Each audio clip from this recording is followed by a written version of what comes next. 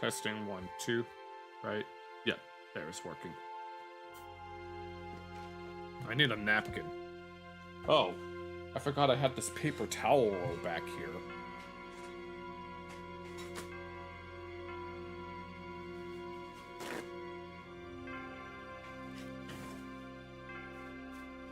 I had these paper towels here for some maintenance purposes.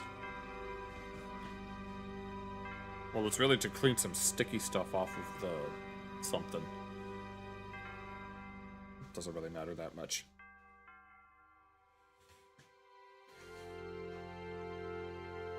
But make sure that everything is looking good.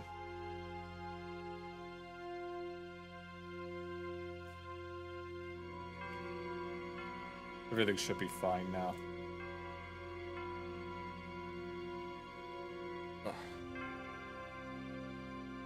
Oh, hey there, Rodi and Brett. Oh, you came first, second, and set. Well, at least you got one up. Well, at least you came first in at least one of them, so we take those. What's good, Rodi? Yes, the mop.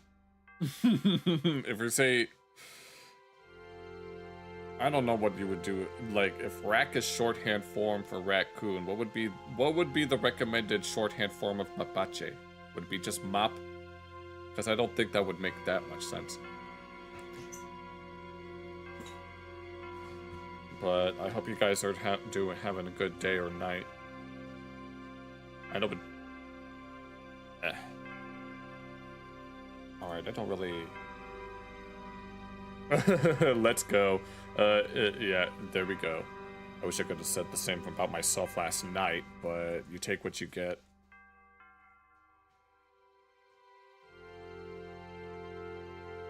At least you did pretty well. So yeah, we take those. Get your W's in the chat. Here.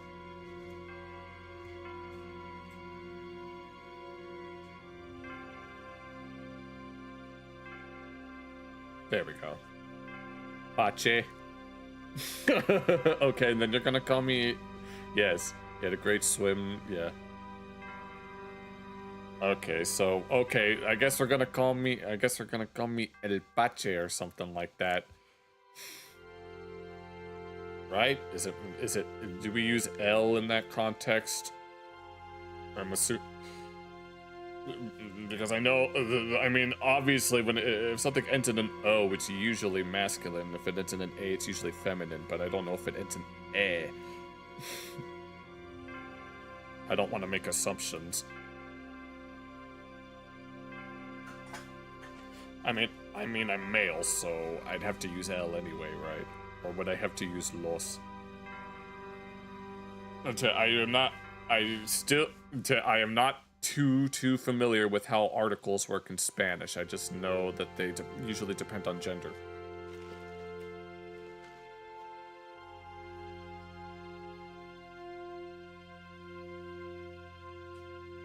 But at least you got first place at that one thing. Pachecito. Pachito, if we want to be sickly cute. Okay.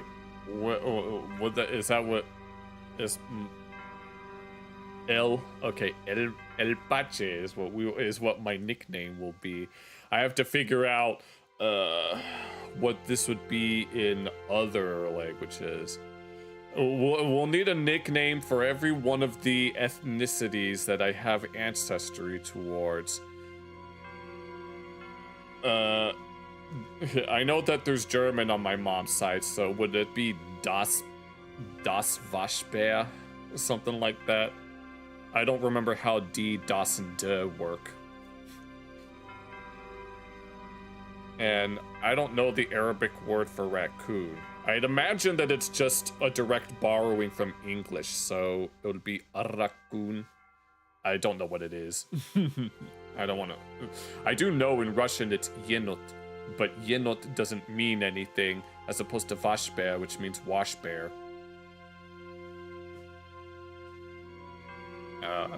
What else? Let's see. I don't know. I tried to think of what. I don't know what raccoon is in Italian or Greek, and I don't know what they are in Gaelic or Welsh or Scottish Gaelic and Welsh. 3 minutes 54 seconds. Nice. That's a new PB. All right, that'd be nice. At least we all got. At least we're all coming up in some way, shape, or form. Okay, at least you didn't get disqualified because the giant heads from Rick and Morty disqualified Principal Vagina.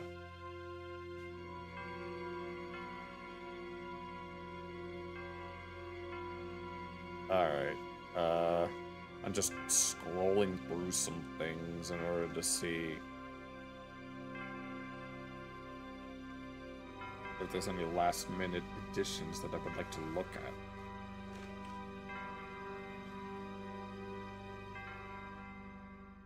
I need to see what happens here.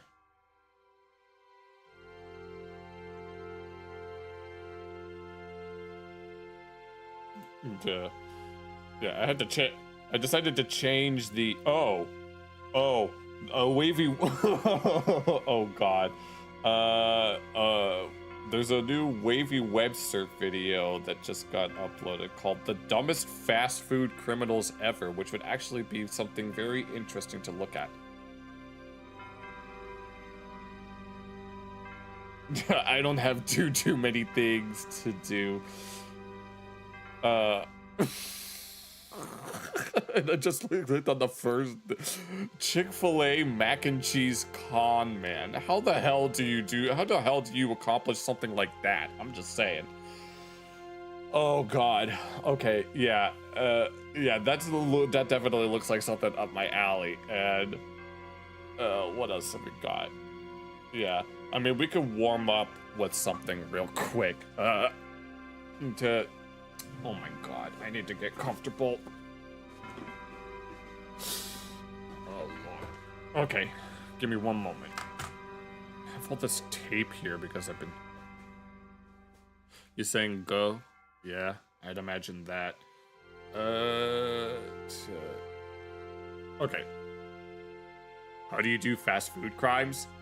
I guess we can actually look at it first, if anything.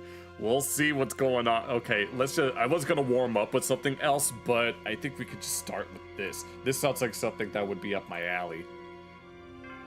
Oh, is that what happened, Jack? Oh, I was wondering where you've been. I thought you'd just been kind of busy, but apparently your internet went down. Sorry to hear that. I mean, hopefully you didn't have too much of an issue, because some people, when there's no internet, they go... I'm sure there are some people that might go ballistic. If I had no internet, I obviously wouldn't be able to stream, which would be very, very annoying. But knowing, I mean, the joke is, maybe not necessarily joke, but when it comes to like people being addicted to technology and stuff, oftentimes people who are like addicted to social media, if they don't have access to social media for like a week, they do like feel better, which is why I don't do social media. So yeah, okay, well, now we got a party. Well, now we're gonna look at that. Okay, we're going to look at the dumbest fast food criminals ever. Oh, well, you can make this suggestion now if you want. I'm all down for suggestions. Okay, so if you want to, yeah, you read a book about rivers of the world and went to, nice, Jack. Yeah, at least you're doing something that's enriching to yourself. Reading books about rivers, yeah. Granted, it's more than I do. I mean, if I ever read anything, it's usually some sort of informational article more than anything else. And you went to art galleries, at least you're doing something that actually enriches you instead of rots your brain like social media. Oh yeah, another competition on June 7th. Let's watch this. Okay, let's go ahead and start with this. And then if Rody wants to make that suggestion, feel free to do so. But we have Wavy Web Surfs, the dumbest fast food criminals ever, which honestly sounds like something that Meat Canyon would make as well. but it makes me wonder if they'll ever do a collab. All right, let's go ahead and get started. Longtime viewers know I have a bit of an obsession with fast food and restaurant-related crimes. So do I. In recent years, they've only gotten more bizarre, such as... Okay, restaurant comments on deer carcass and freezer. Okay, but... The Chinese restaurant recently caught with roadkill and... We apologize for the recent incident. The item involved was never intended to be served to customers, but it was improperly stored. Why do you even have it in the first place? It has been fully cleaned and sanitized. We are cooperating with health authorities and have corrected our procedures to... Now, why would they even have this in the first place? its freezer. This Taco Bell worker was just arrested for shooting a gun at a customer who asked for a free water cup. And oh, hell no. we got beloved restaurant mascots getting arrested on police body cam in front of children. Oh, no. Oh, you know what that reminds me of? That one episode of South Park where that little kid was investigating why childhood characters were... What was it that they were dying because they were all on drugs? We'll be exploring this ridiculous restaurant crime wave today, and I think okay, let's great go. place to start is the man accused of perpetrating an $80,000 mac and cheese scam at Chick-fil-A. How the hell would you even manage to pull that off? Oh. He rang up 800 trays of mac and cheese. The Chick-fil-A Wait. Mac Daddy scandal. Mac Daddy? That sounds like something that you do at McDonald's more than anything else. Meet 23-year-old Keyshawn Jones. Back in 2025, this guy worked here, the Chick-fil-A on William D. Tate Avenue in Dallas, Texas. This Chick-fil-A is highly reviewed and has been...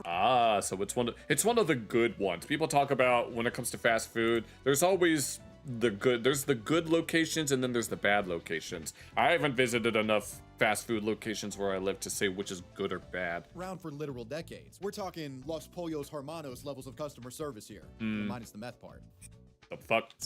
You could say it has something of a legacy in the fast food chicken world. Let's this go. standard of excellence was something Keyshawn seemingly held for a time, but for unspecified reasons, in October of 2025, customers noticed that he mysteriously disappeared from the restaurant.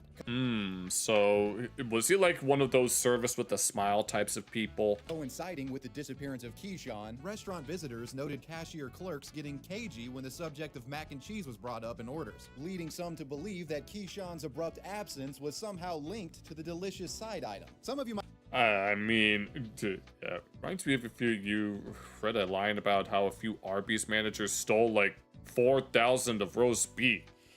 Damn. No, that... And I'm sure there are a lot of other instances like something similar like that where just some random employee will be like stealing like... It starts out that they take pennies out of a cash register and then they just slowly try to do it and then eventually they get caught. That seems like that's probably the most basic form of this wouldn't even scamming Chick-fil-A is always moral. I don't know about that. I'd be thinking this detail is a completely made-up embellishment that I put in solely for storytelling purposes, and my response to that is you're absolutely right. Probably. But in all seriousness, what happened to Keyshawn? Why did he disappear? So Keyshawn didn't actually go missing. Rather, he was fired back in October of 2025. Oh, okay. So we were The reason for this firing, we don't know that. But Okay. his firing isn't why we're here. It's what happened after he got terminated. Oh no. Wait. So he wasn't involved in anything. He was just gone. November of 2025, Keyshawn Jones was being accused of perpetrating a multi-$1,000 revenge theft scheme. And Oh, okay. And let me guess, that was what cost him his job. He didn't actually do anything, but someone accused him of doing something, and so they decided to prematurely fire him. involving hundreds of catering trays of mac and cheese. Over a period of months, the man covertly snuck into the store using prior connections and would steal trays of mac and cheese without Okay, never mind. I guess have I been misreading this whole thing? anyone knowing. He hoarded these catering trays back at what was ostensibly a trap house and would host secret banquets with other fast food criminals in his network. The men gorged and got fat from their spoils, with Chick-fil-A getting totally screwed in the process. And what I just described to you is the fake story that most people online have taken as fact. Oh my god, no, this is turning into a fucking roller coaster. Can you please just tell me what actually happened, please? Recently. I repeat, do not sue me. What I just said was totally bullshit. However, Keyshawn did allegedly perpetrate a Chick-fil-A mac and cheese scheme. Did he, or is this another chain yanking? but just not in the way that you might expect. After getting fired, this guy was caught on surveillance camera returning to the store that he used to work at in plain clothes about a month later. While it's unclear exactly how he was able to have unfettered access to this register while being terminated, He probably still had the numbers. Keyshawn, aka the Mac Daddy, got to cooking when he saw an opportunity. Keyshawn allegedly used his knowledge of Chick-fil-A's register system to ring up a total of 800 catering trays of mac and cheese, and then subsequently processed a refund for these trays. Oh, okay. Oh, so he made money off of this fake ass purchase and a fake refund. To himself using his own bank cards. Damn. Netting what is And so this was after he was fired? Alleged allegations. Allegedly, he allegedly did it in his opinion. reported to be close to $80,000 in funds. No mac and Okay. cheese actually exchanged hands, bro just printed the money out of thin air. Okay, so he was counterfeiting. He actually thinks he's the Federal Reserve over here. I do want to note that there's some discrepancy in current reports about this story, with Okay. some claiming that he did this big refund scheme in one fell swoop, and others say it was done over multiple visits. I have to say the latter option makes more sense, but Yeah, that would make sense, and that's probably how or why he would have gotten fired, but it's still kind but he, no. I need a straightforward answer, damn it. regardless, Keyshawn wouldn't get away with this nearly six-figure heist. Chick-fil-A store owner Jarvis Boyd was quick to notice the massive mac and cheese debt on his balance sheet, and after shitting his pants, he checked the surveillance cameras and found out why that happened. Oh, okay. Boyd notified the Grapevine police on November 29, 2025, telling police Keyshawn had swindled him. He also added that he knew the Mac Daddy had his direct deposit set up with a local credit union when he still worked at Chick-fil-A, suggesting police look there for the stolen funds. From the footage, cops were able to confirm the thief was in fact Keyshawn, and they were also able to cross-reference the location of the pilfered funds, which totaled up to $80,105. All Feeling right. as though they had enough evidence, the police went on a manhunt for the at-large Mac Daddy. Months later, in The fact that they're calling him Mac Daddy as if he's some sort of pip, because he is the I just said Map Daddy. He is the Mac Daddy of Grapevine, it said in the corner. April of 2026, an arrest warrant was issued, but the cheesy con man was slippery to say the least. I bet As he the was. saying goes, real G's move in silence like lasagna, and Who the hell says that? I've never heard that saying before. the Mac Daddy managed to noodle his way around police for several weeks, evading arrest on multiple occasions. However, on April 17th, 2026, on National Cheese Ball Day, There's a thing. police finally managed to arrest this guy.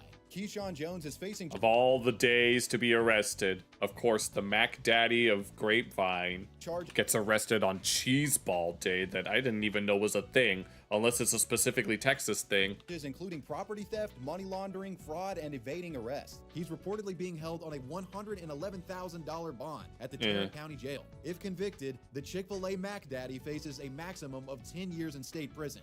Considering the sky-high prices of not just fast food, but literally everything else these days, Is this it's no an ad? surprise folks are turning to harebrained criminal schemes to make do. But you don't have to risk prison time to earn real cash. Upside has you covered. So Upside is the first cashback app. Okay, you guys can check that out on your own if you want to. Okay, hold on. If you guys want to scan this, feel free to do so. Using promo code WavyWebSurf. Big thanks to Upside for sponsoring. Inside this West Palm Beach Taco Bell. Okay, and here's the water cup. Yes. Hello, may I have a glass of water? You motherfucker, what did you just say? Psh, like that. Monday, an argument, then chaos. He shot a customer over a water cup. Okay, so a bit of a self-report here, but I, and I'm sure many of you watching, are well aware of the fast food water cup trick. You're at a Oh, yeah, I know that. You ask for water, but you just get a soda.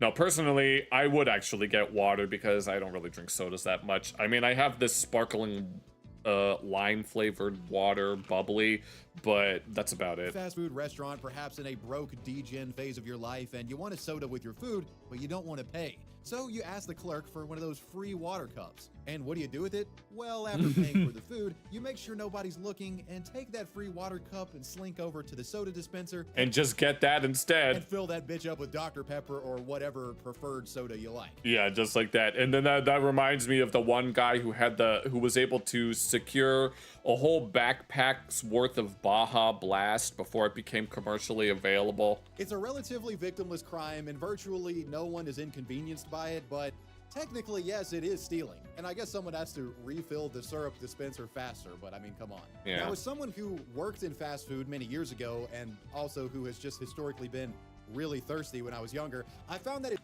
I'm very thirsty right now. That's why I have like 2 bottles of water. it's rare that restaurants actually crack down on folks for exploiting the water cup trick. But just know that when they do, there can be potentially life-threatening consequences for you. This is Florida man Rob Steiner. On April 27th, 2026, he was in the mood for America's favorite Tex-Mex slop and made his way over to The refill glitch. the local Taco Bell at the intersection of Military Trail and 45th Street in West Palm Beach, Florida. Yeah. Guys, I love Taco Bell, but we gotta keep it real. That shit looks like dog food. Yeah, I don't really eat. My mom mentions, I mean, some people say that Taco Bell is much better when you're drunk. Just ask for lemonade. Yeah. The place, yeah, lemonade is another one of those things, although even lemonade can have just as much sugar depending on how they make it, but yeah. Anyways, Rob presumably makes his order, but doesn't perform the water cup trick. Rather, he just sits down at a booth and chills. His critical role in this story will become apparent soon enough. Is he the one that asked for the water cup, or is just minding, or is he like a witness to what happened? Let's meet another player. Manning the register on this day is 20-year-old Damari Jaquan Patterson. And because of his standing as cashier, he, by merit of his position, is on the front line of the water cup defense force at Taco Bell. Let's While go. most fast food clerks could be described as meek, this guy was anything but that. In fact, this person may have actually been overqualified for his position of soda thief stopper. According to police... Now, was he just a regular cashier? You care about the whole carbon dioxide. Oh, you just don't like carbonation. reports, Patterson had a history of violence, including Okay, so, but they were able to hire him anyway. domestic disputes and also pulling out knives on people during heated arguments. Quite the rowdy rap sheet here. Yeah, I don't know if I would want to hire that guy. And given his passion for protecting Taco Bell soda fountains, you'd have to have a death wish to pull the water cup trick here. I mean, this is serious business. Taco Bell has Baja Blast, and we find that Patterson is willing to protect it by any means necessary. He's probably, do they do free drinks at Taco Bell? I'm pretty sure most places, if you work at, most restaurants that you work at, still give free drinks. Now back to Rob's point of view. Shortly after Mr. Steiner sits down, 3 women enter the store, and let's just say they were up to no good. Details here Oh, are no. a bit murky, but apparently one of these women requested a water cup from our Yeah, let me get a water cup. violent cashier, Mr. Patterson here. And what did she do after getting the water cup? She filled it up with soda. Okay, allegedly tries to fill with soda, in his opinion. Mari sees her do it, and he loses his goddamn mind. A verbal altercation explodes. Now, if that were me in that scenario, and I'll be like, I would just point him out and say, you asked for water, please pour. Actually, no. Give me that cup. I'll drink it because at least I get to drink it for free. You have to pay for that. As the 3 women get into it with Damari and other staff members, who apparently had called them out over the soda theft. Mr. Rob Steiner, who is off to the side sipping on a NOS energy drink that he hilariously smuggled into the restaurant, he can Yeah, no outside drinks. sense something crazy is about to happen and Is this a recording? starts recording. That recording is the video you're seeing on screen now. Oh no, is the shooting on this recording too?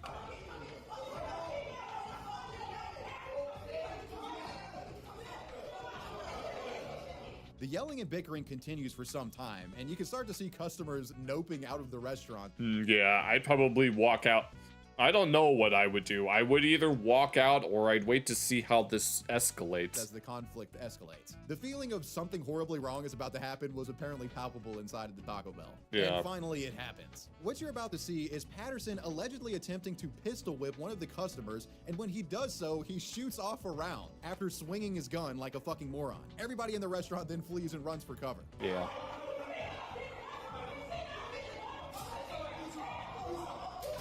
Shit.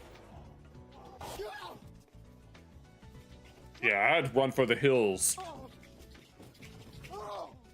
I knew it was a gun. That's when I went into fight or flight and just ran out of the building. Yeah, that actually reminds me of this time where I came into work one day and the whole store was suspiciously empty. And that's when one of the managers told me that there was some domestic violence dispute that was going on, and so they had to evacuate the whole store. And the whole time that I was doing, like, I usually work like after hours anyway, And the whole time that I was there were cops like circling the whole building, and so I was like, damn. Response time in this area is insane because within the same video recording, we can actually see that police arrive and enter the building as they go in to apprehend the shooter and assess for injuries. So what exactly happened on the inside after the gunshot was fired? Did somebody actually get killed over a water cup? According to reports, Hopefully Patterson's not. swinging of the arm during the pistol whip motion knocked the lady directly in front of him down to the ground. Oh. The gunshot that happened almost immediately after grazed the eyebrow of one of the other girls. Oh no. So he literally did like a fucking combo attack here. Bro That's hit crazy. the bullet curve technique like that one dude in the Tubi TV movie. I don't even.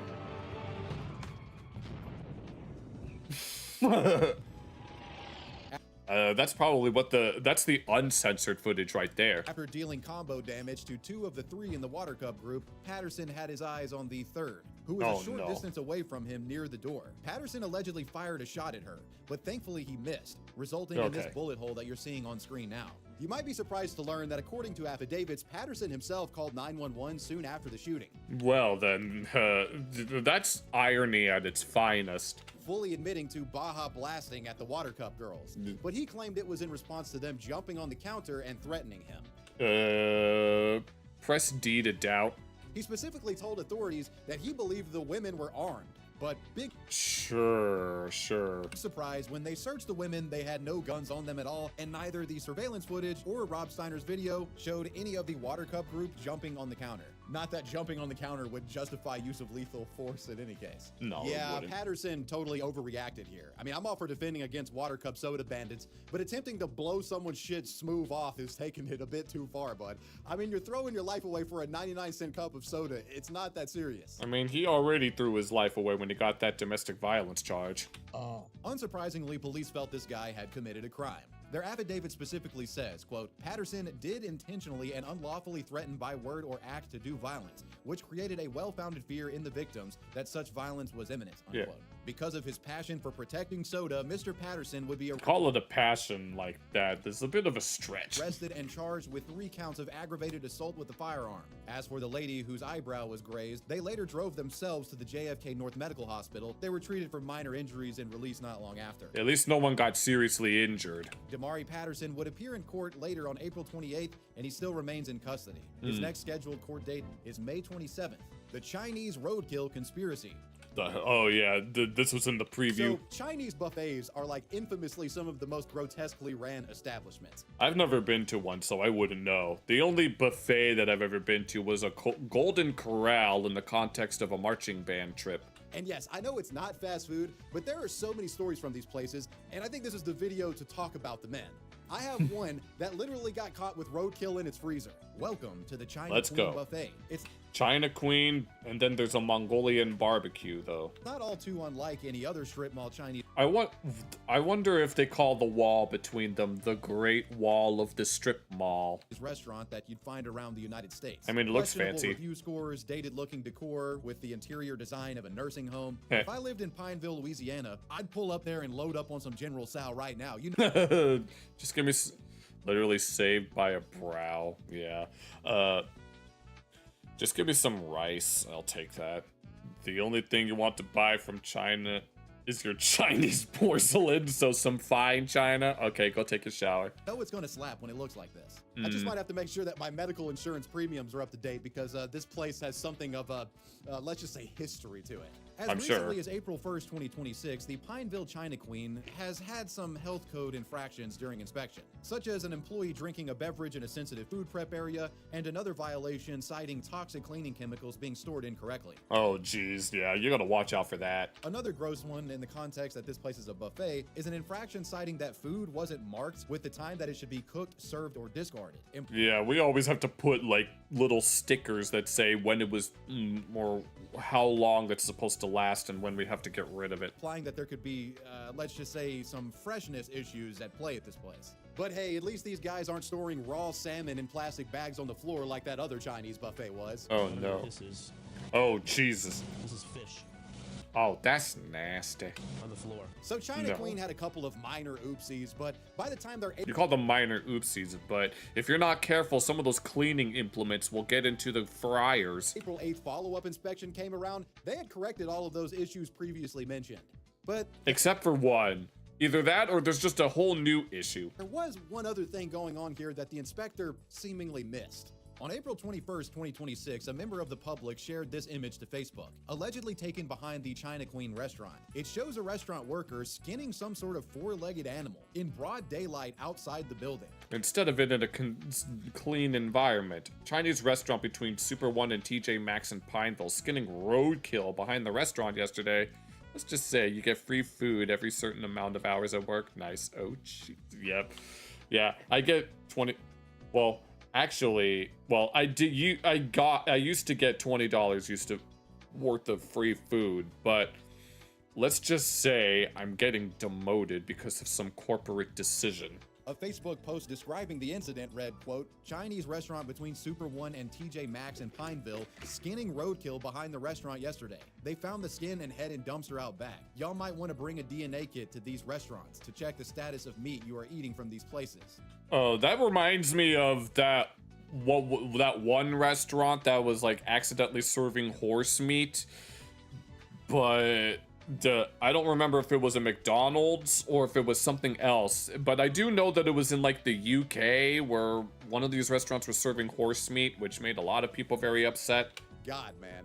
These Chinese restaurants are really doing the most to keep those offensive stereotypes alive about them serving cat and dog meat to customers. Jesus Lord Christ. have mercy. What the fuck was going on here? The Facebook post exposing the alleged skinning operation eventually caught the attention of the Pineville Police Department. The obvious big fear here is that the restaurant was serving whatever was skinned in the back alley at the buffet. But police were saying that probably wasn't the case, though they were concerned to say the least. Pineville PD suspected this was a case of a roadkill animal being skinned for later consumption by the photographed employee in question. Seems like it, but I mean, I know that people will. I know that when people go like sport hunting, they will eat what they kill, but I don't know if I would want to do something like this. Not unless my life depended on it. Was not only extremely unhinged, but legally questionable in the state. Louisiana law states that the collection or harvesting of roadkill is illegal without permission from the Louisiana Department of Wildlife and Fisheries. And they didn't have any permission. Okay, so that's one violation. Do that. So police set out to China Queen to look around and get to the bottom of this freaky back alley butchering. According to reports, when searching the kitchen, police allegedly discovered a deer carcass stored in a freezer alongside other food, as well as deer and body parts in a box near the dumpster outside. Yeah, this was mentioned in the preview of the video. So yeah, not looking good for the restaurant. They allegedly had a fucking roadkill animal hanging out with other food that was to be served to customers. An employee, 44-year-old Jiang Hua Zhang, would claim to officers that he had found the deer carcass along the road the morning of the skinning. He went and they just brought it back with them instead of just leaving it be. Who knows how long that it's been there? To further state that he planned to use the deer to create some sort of meat stew, and that it would be for personal use. Still, the fact that yeah, but why would you have to? I mean, I am. You know what? I'm not going to even attempt to rationalize this because there's really no point. Put the roadkill meat in with the other food. Bro, that meat is not up to health code freezer standards. It probably had all kinds of bacteria and slime on it that you potentially cross-contaminated to other items. This dude is out here trying to start a new pandemic. Breland says the dangers of harvesting roadkill doesn't just stop at the dinner table. You could even face jail time for trying. You have to contact LDWF and ask for that authorization. In the wake of the discovery, the butchered roadkill, allegedly in my opinion, deer was immediately removed from the restaurant, and China Queen staff plastered this haphazardly slapped together notice on their door. And man, this statement is crazy. I'm imagining somebody reading this with no context, thinking that somebody got served human feces or something. Yes, the very first episode of Bob's Burgers, where he got accused of serving human flesh. Check it out. We apologize for the recent incident. The item involved was... I would like to apologize for what I did. It was very wrong of me, and I am very sorry. And I hope this apology impresses you, even though my grandmother may be doing it, I don't really mean it. Never intended to be served to customers, but it was improperly stored. It has been fully cleaned and sanitized. We are cooperating with health authorities and have corrected our procedures to ensure this does not happen again. Thank you for understanding. As a result of this incident, China Queen reportedly temporarily halted service, and Mr. Zhang was actually charged for his roadkill culinary experiment. On April 26th, Zhang was cited for possession of an illegally taken deer, which can result in fines up to $950 and 120 days in jail. His current employment status at the restaurant, I don't know about that, but you gotta imagine he was fired. As far as I know, China Queen is still in operation, and if I'm ever in the Pineville area, I'm gonna stop by and try it out. Yeah, you're not gonna let any deer carcasses stop you. If you're gonna get sick, no, it's like when those travel YouTubers, they'll go to places like Iran and try to eat and whenever they eat like the street food and then they get like stomach aches and diarrhea, they'll be like, it's so good, but oh my god, my stomach does not like it. I have no idea. Yeah, they need more drawings of ukulele. And then it was from what they reported, it seemed to have been improperly stored within the freezer with all of the other meats, which obviously would pose threat of cross-contamination, which is a big no-no when it comes to meat. Like, when it comes to, like, cutting vegetables and produce, you can use the same, like, cutting board for each vegetable. But when it comes to meat, every time you use meat on the cutting board, you have to wash it after you're done, even when you're switching to another meat or switching back to vegetables. The pictures of the food online actually look pretty good. I just reckon I'll be cautious when it comes to soup of the day or anything like that. Soup of the day. Tim Hortons poop thrower. Oh, hell no. There are few fast food stores Are we gonna get Burger King foot lettuce too? that baffle the mind more than what happened at a Tim Hortons on May 14th of 2018 in Langley, British Columbia. At some point during the day, an older woman hurriedly barged into the restaurant. She wasn't after food, she was looking for a bathroom. Prairie dogging and on the verge of exploding, the distraught lady demands the cashier to let her into the restroom. Oh, let me guess. It's one of those. No, it's for paying customers only. And from what I can tell, it seems the bathroom here was for paying customers only, which she wasn't. The cashier tells her no, and the gassy guest then launches into a tirade against the worker. CCTV footage shows the two squabbling back and forth for some time. The restaurant is packed with customers, and as they argue, you can imagine literally everyone inside is watching this play out. Oh, Lord. And so she's just getting embarrassed at that point. Now, if I really, really had to go and the only place that I could go was a place like this, I'd at least do the courtesy of, like, ordering at least one donut and then go from there. You know, it's like a Waffle House moment. After squabbling for some time, the customer apparently You're Canadian to be. had enough of the shit. She reaches over, grabs a handful of napkins. Oh no, and she's just gonna drop a deuce right there. Steps back and within a matter of seconds expels a massive turd of shit. Son of a bitch. No, if you had like the runs, let's say, you could make a case that yeah, go. But if it's like this, nah. Onto the floor, to which she then picks up Hell no. and throws at the cashier that was trying to No. Fuck no. block her bowel movement. The woman then takes more napkins, wipes Oh my god, no. What the hell is this? her ass a bit, and then skedaddles out This bitch is nasty. of the restaurant feeling like a brand new bitch. Oh my The god. Tim Hortons turd tosser was almost immediately reported to the Royal Canadian Mounted Police, Oh yeah, we got the RCMP on that. who initiated Oh shit, literally. a citywide manhunt for the defecator. She was found later that day and taken to the gulag for her foul crimes. One question many had at the time was, why exactly wouldn't the Tim Hortons let her use the bathroom? I mean, if she I know. I mean, I'll go into like a gas station and use the bathroom there, and they don't seem to care. They don't seem to care. was truly about to shit herself, can't you just do a homegirl a favor?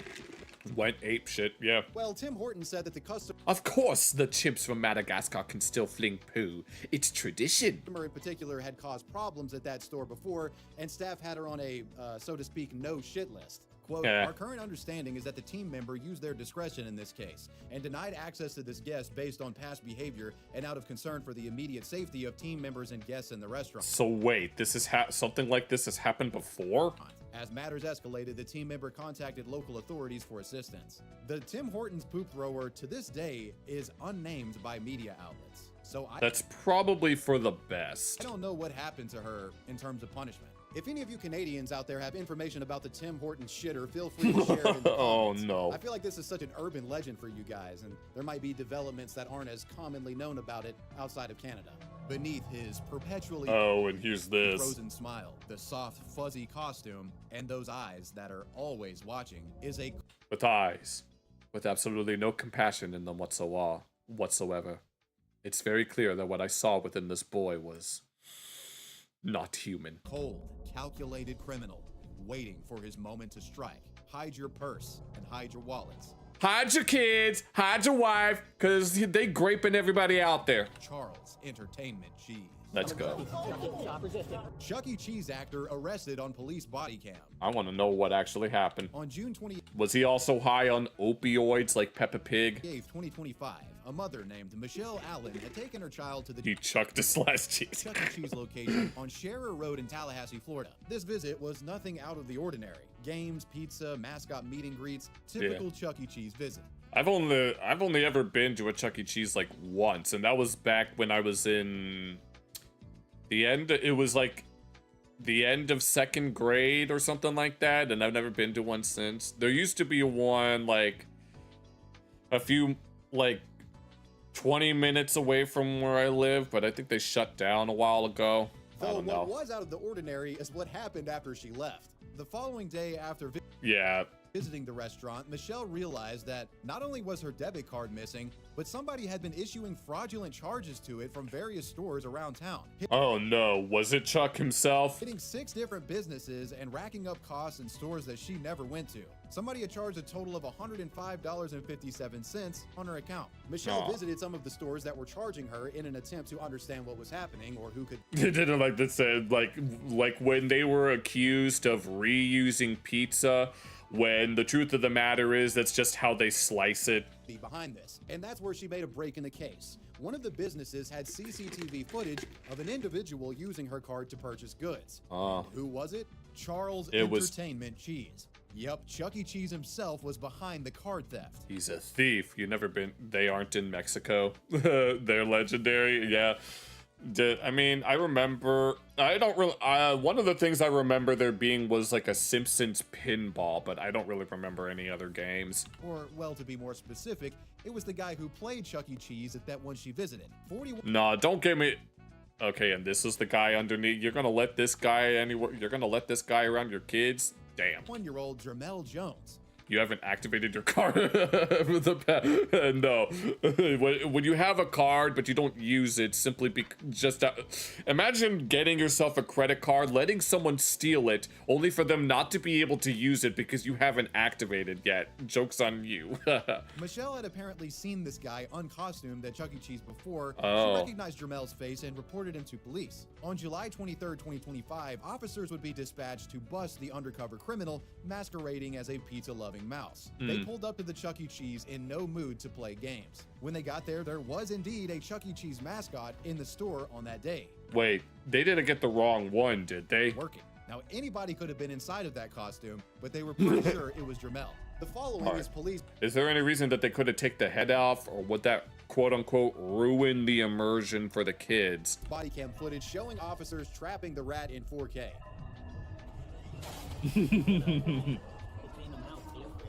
Do it. I want you to. Go around there. Go around. Grab him, quick. Chucky's a little bit busy, man. Chucky. We should play Cars. Come on. What's happening, Chucky, stop resisting.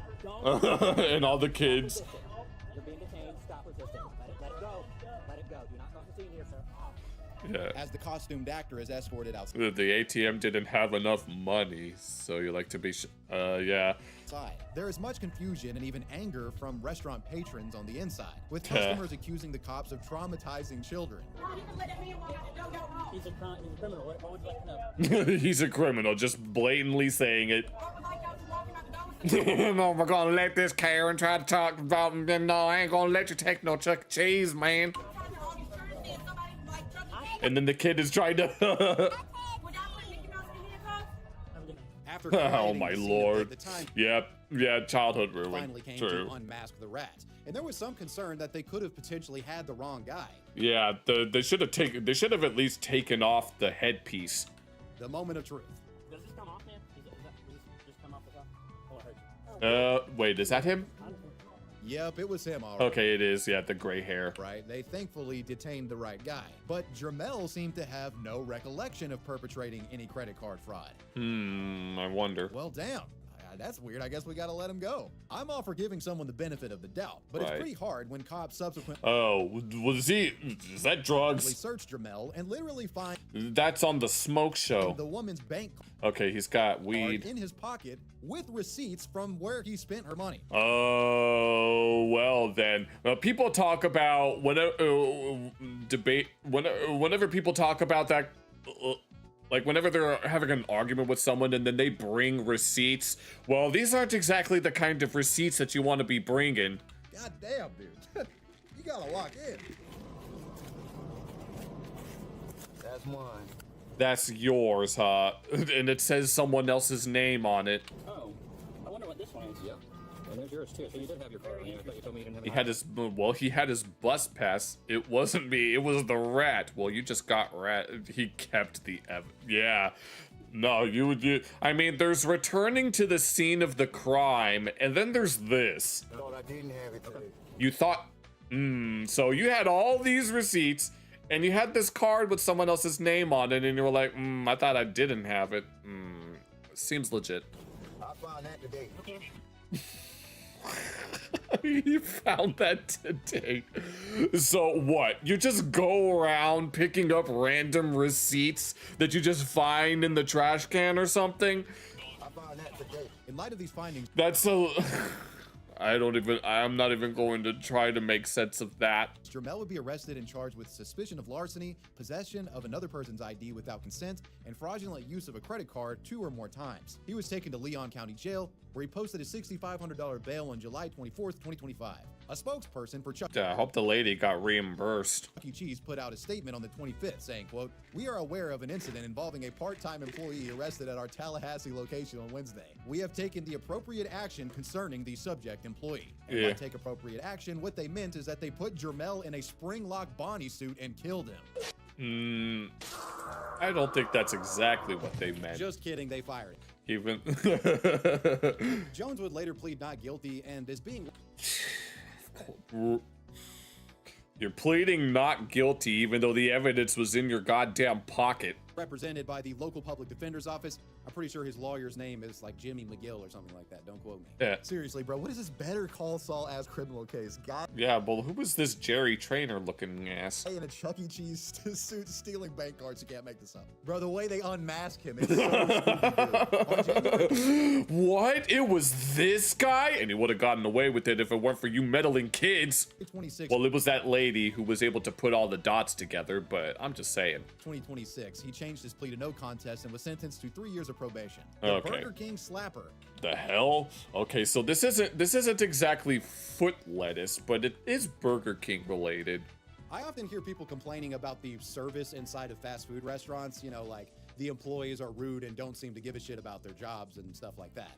Well, I've noticed. well, I mean, when the pay is terrible and you have to go through what the victim in this story did, you can kind of see why the morale isn't so high at these places. In Pittsburgh, Pennsylvania, on June 26, 2020, 21-year-old Austin Addison entered a Burger King in a fit of rage.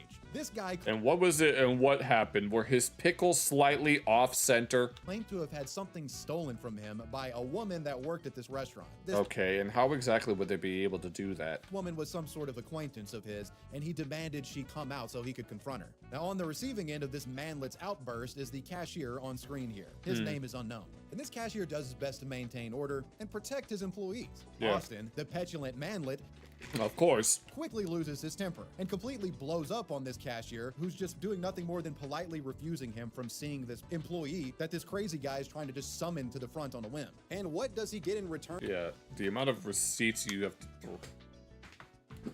You could guarantee a specific receipt would just disappear. Yeah, I'd imagine that. The hello there, Glock. For his patience? A slap to the face. Yeah, slap. No, if I were at work and someone were trying to slap me like that, well, I don't know how I respond, considering that I'm not the manager. So the manager, I don't know why I hesitated saying that, but I'm sure they wouldn't blame me for wanting to fight back. Get fucking out with the robbery and stealing stuff.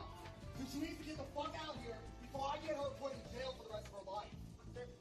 And do you have any proof that this person, I think it was the lady that they mentioned, Oh. After smacking the poor cashier, Austin Addison stormed out of the store. Police were called about the slap, and the person filming the video claims that not long after, they saw the slapper being confronted by a police deputy about a half-mile down the road from the restaurant. Addison would eventually be arrested by police and charged with harassment, disorderly conduct, and criminal mischief. Yes, for slapping a fast food employee, you will get slapped. Dude, no shit. So you better not do that. I better not see you slapping me. I think that's only fair, right? This Burger King slapping case wound up going quite viral on social media. I'm sure with it many did. engagement baiting accounts on X creating fake stories for why the slap occurred. Yeah, I mean, from what Wavy himself said, it was because he accused an employee of stealing something. Most infamous, of course, being a post that claimed, It can't fucking count, but for robbery and stealing stuff. guys Because his nuggets were too spicy, yeah, people will just make up shit just for clicks. slaps Burger King employee because his nuggets were too spicy. That's not at all. Which is it's just so fucking stupid. But It yeah, is. guys, you wonder why a lot of fast food workers don't seem all too thrilled when at work? They're You getting would say, fucking bitch. paid pennies on the dollar to deal with some of the most mentally deficient 80 IQ rage pig crackheads in America on a daily basis. You try to be polite and a pissed off moron with a speech impediment slaps you for no fucking reason. But yeah, cut these workers some slack. They may have just gotten physically assaulted 5 minutes into their shift before you came in. Taco Bell nacho cheese snot rocket incident. Oh, hell no. What the hell does that even mean? If you thought workers putting bodily fluids in food was a thing of the past, I hate You would just say, whoa, I'm already in a relationship. Oh, no. to inform you it's commonly done still. And not only are workers sabotaging customers' orders, they're hawking loogies and coworker meals to settle grievances too. I'm sure they do that to a lot of people. I remember I was with some friends of mine.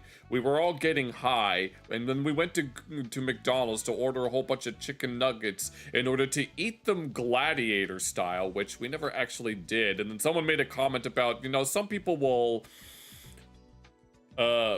please themselves into the food, which I know that the animated shorts Sonic for Hire made a joke about that with, it was either Sonic or it was Knuckles humping on a burger. So yeah. On May 6, 2025, at a Taco Bell on Highway 90 in Milton, Florida, Kirsten Royal, who was a Taco Bell employee, had come by the store while she was off to pick up some fries and a 10-piece nugget, which I have to say, Since when the hell did they serve nuggets and fries? first and foremost, is insane to order from a Taco Bell. Just go to fucking McDonald's. But when she opened the bag, I mean, are they owned by the same parent company? I'm pretty sure. I know for a fact that Taco Bell and Pizza Hut are.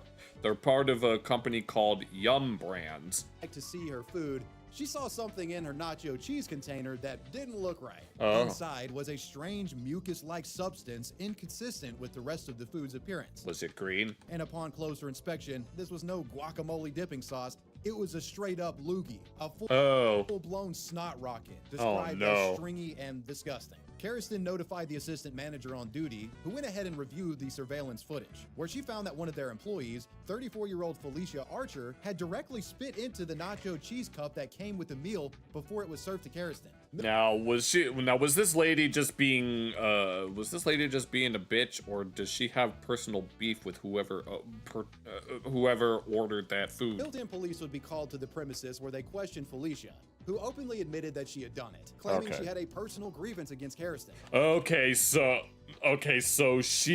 they knew each other apparently. The police report about this said, quote, Archer stated she believed the victim was attempting to engage in a relationship with Archer's boyfriend, which she described as a beef between the two. Oh Lord, have mercy. So, relationship issues. So it seemed that there was some sort of work-related love triangle going on that ended in biological snot-powered warfare. Subsequently, Felicia Archer was arrested and charged with misdemeanor culpable negligence.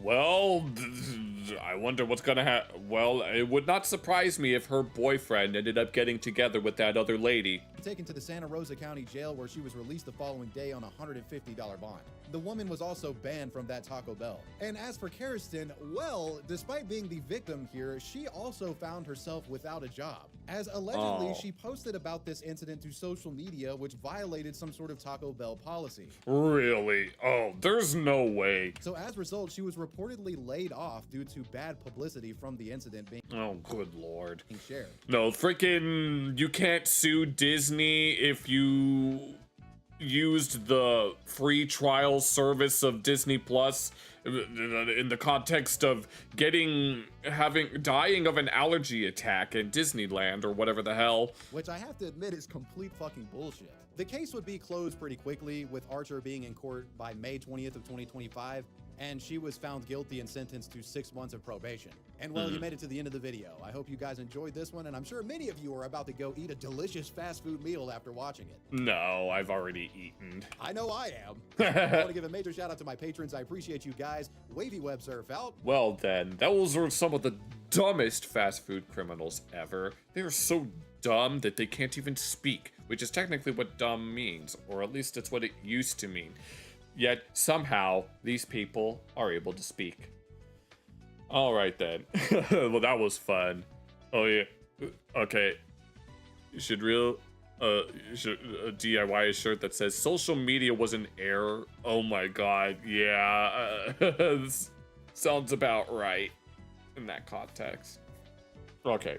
Oh yeah, Rhodey, did you have that? You still have that video suggestion? Because we could look at that now if you wanted to. Oh, can perfect pitch survive Baroque tuning?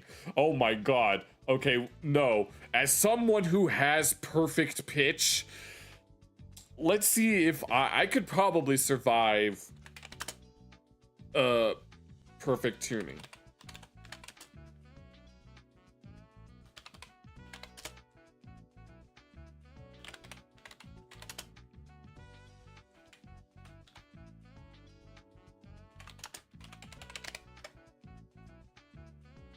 I'm guessing it's this one by Nicholas Ma. Can perfect pitch survive Baroque tuning? My experiment with an A equals 415 Hertz harpsichord continuo.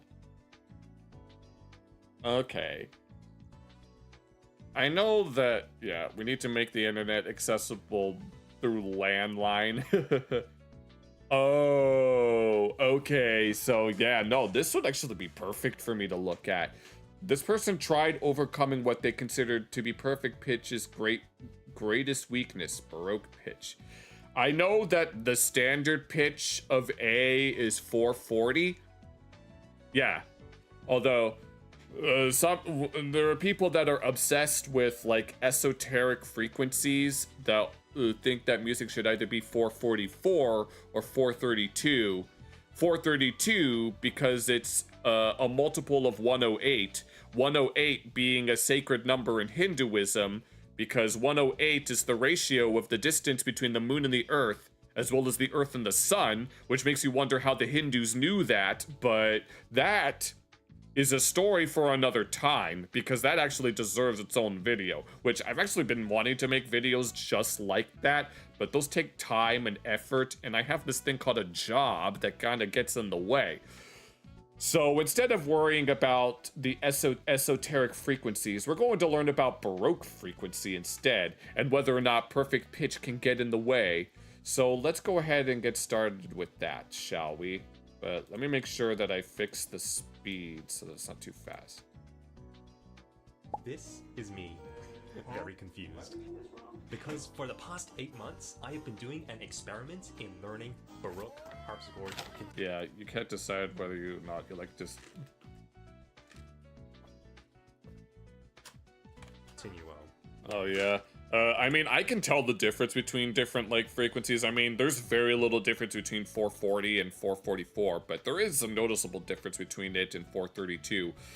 I mean, when it comes to, like, certain musical traditions, there's the concept of microtonality or quarter tones, which is very popular in, like, Middle Eastern music theory. Why?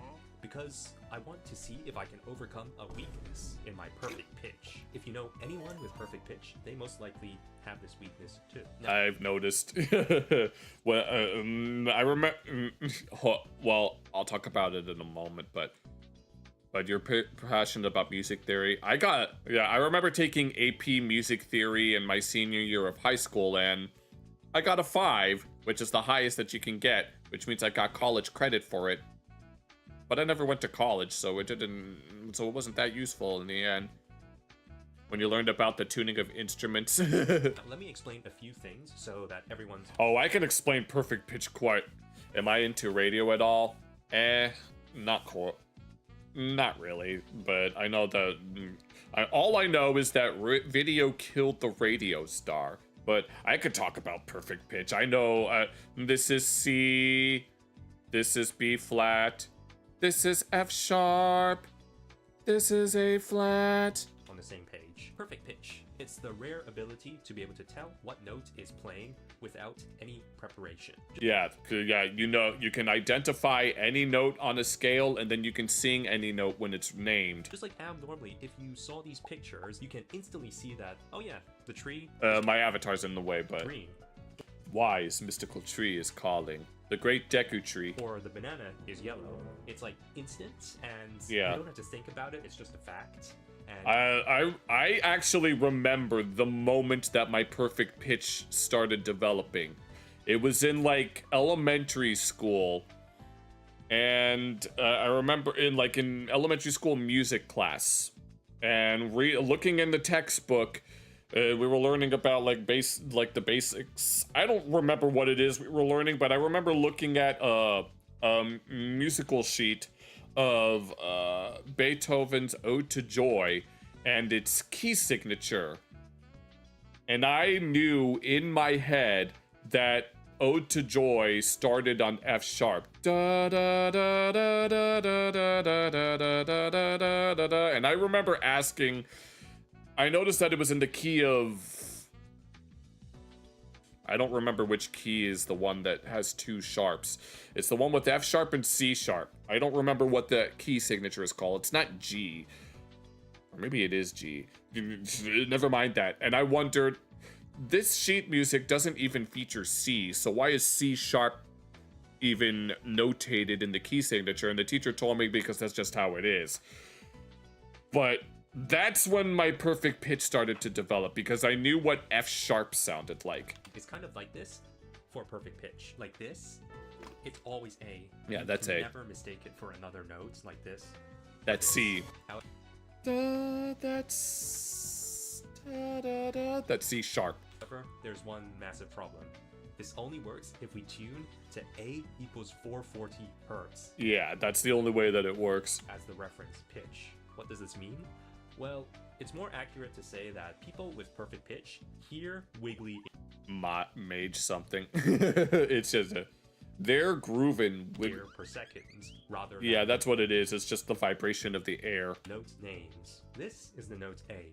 When you well, at least that's what we call it here in Western. Hit this note, the air will... Yeah, and that's the frequency. Wiggle 440 times a second. I think that's a sine wave, because it's well, actually it doesn't really matter what type of wave. Well, it is a sine wave, but sine and cosine are just like half a thing apart. We call this 440 hertz, aka our A reference pitch. Right. All you need to know, every time that we like tuned instruments in like band class and stuff, we always, whenever we have a tuner, we always set it to 440. Oh, is that most music nowadays follows this tuning. At least here in at least in Western music theory. In other parts of the world, they have completely different things. Yes, I remember playing the recorder in like 4th grade, I think. And then I elevated to clarinet, and I played clarinet throughout middle and high school. With A set to 440 hertz. I still have my clarinet.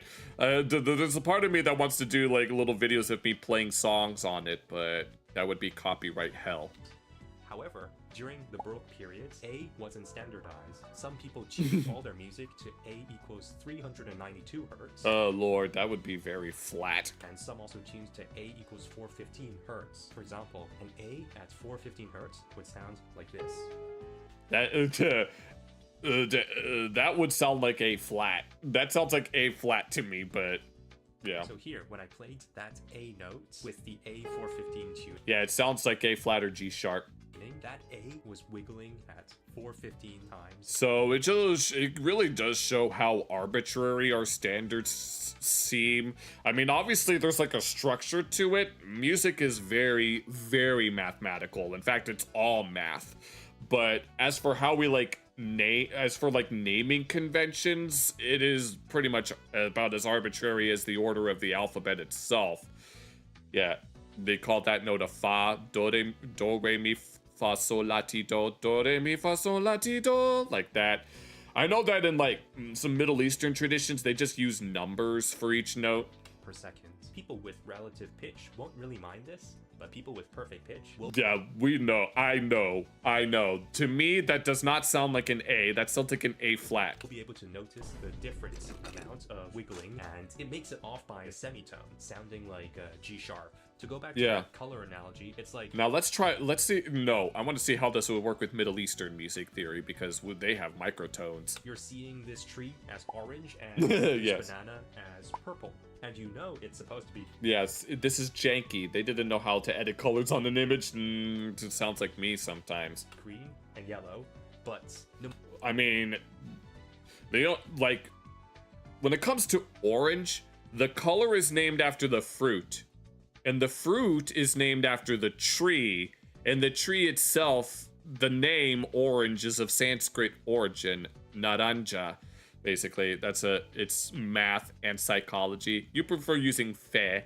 Well, there's, like, when it comes to like the semitones on the solfege, usually I think it's D, do, D, re, re, mi, fa, fi, so, si, la, te, because there's already T, and then T, do, and that's how it works in the solfege, so. No matter what, you physically can't see it as green or yellow. Now imagine listening or playing to a whole... Having perfect pitch. Whole piece like this. And then in Baroque tuning. Every single color doesn't really match what your brain expects, making the music feel wrong or unsettling, especially if you look at the score as well. Yeah. Because your brain is constantly trying to correct the notes that's there. No, I'm starting to understand it. I'm starting to really understand where he's coming from. So if you do a quick search on Google with perfect pitch. Oh no, perfect pitch Baroque. Yeah, you like how he explains it in a very synesthesia way. Yeah, hearing colors. And Baroque tuning. You can see lots of people with perfect pitch getting absolutely dunked on. Those with perfect pitch have labels for specific pitches. They're pretty much stuck in their minds. I've known people with PP who couldn't stand listening to Bach playing on standard instruments because everything is out of tune. By this too. You could even precedent of performers losing their perfect pitch from this frequent exposure. No, actually, let me listen to what Baroque music sounds like then, and I'll see whether or not it's really as out of tune. With all this context on how it seems to be perfect pitch's greatest weakness, I'm gonna see if I can overcome it. For the next 8 months, I will be tormenting my own perfect pitch by learning a Baroque instrument called the harpsichord and a style of playing it called continuo.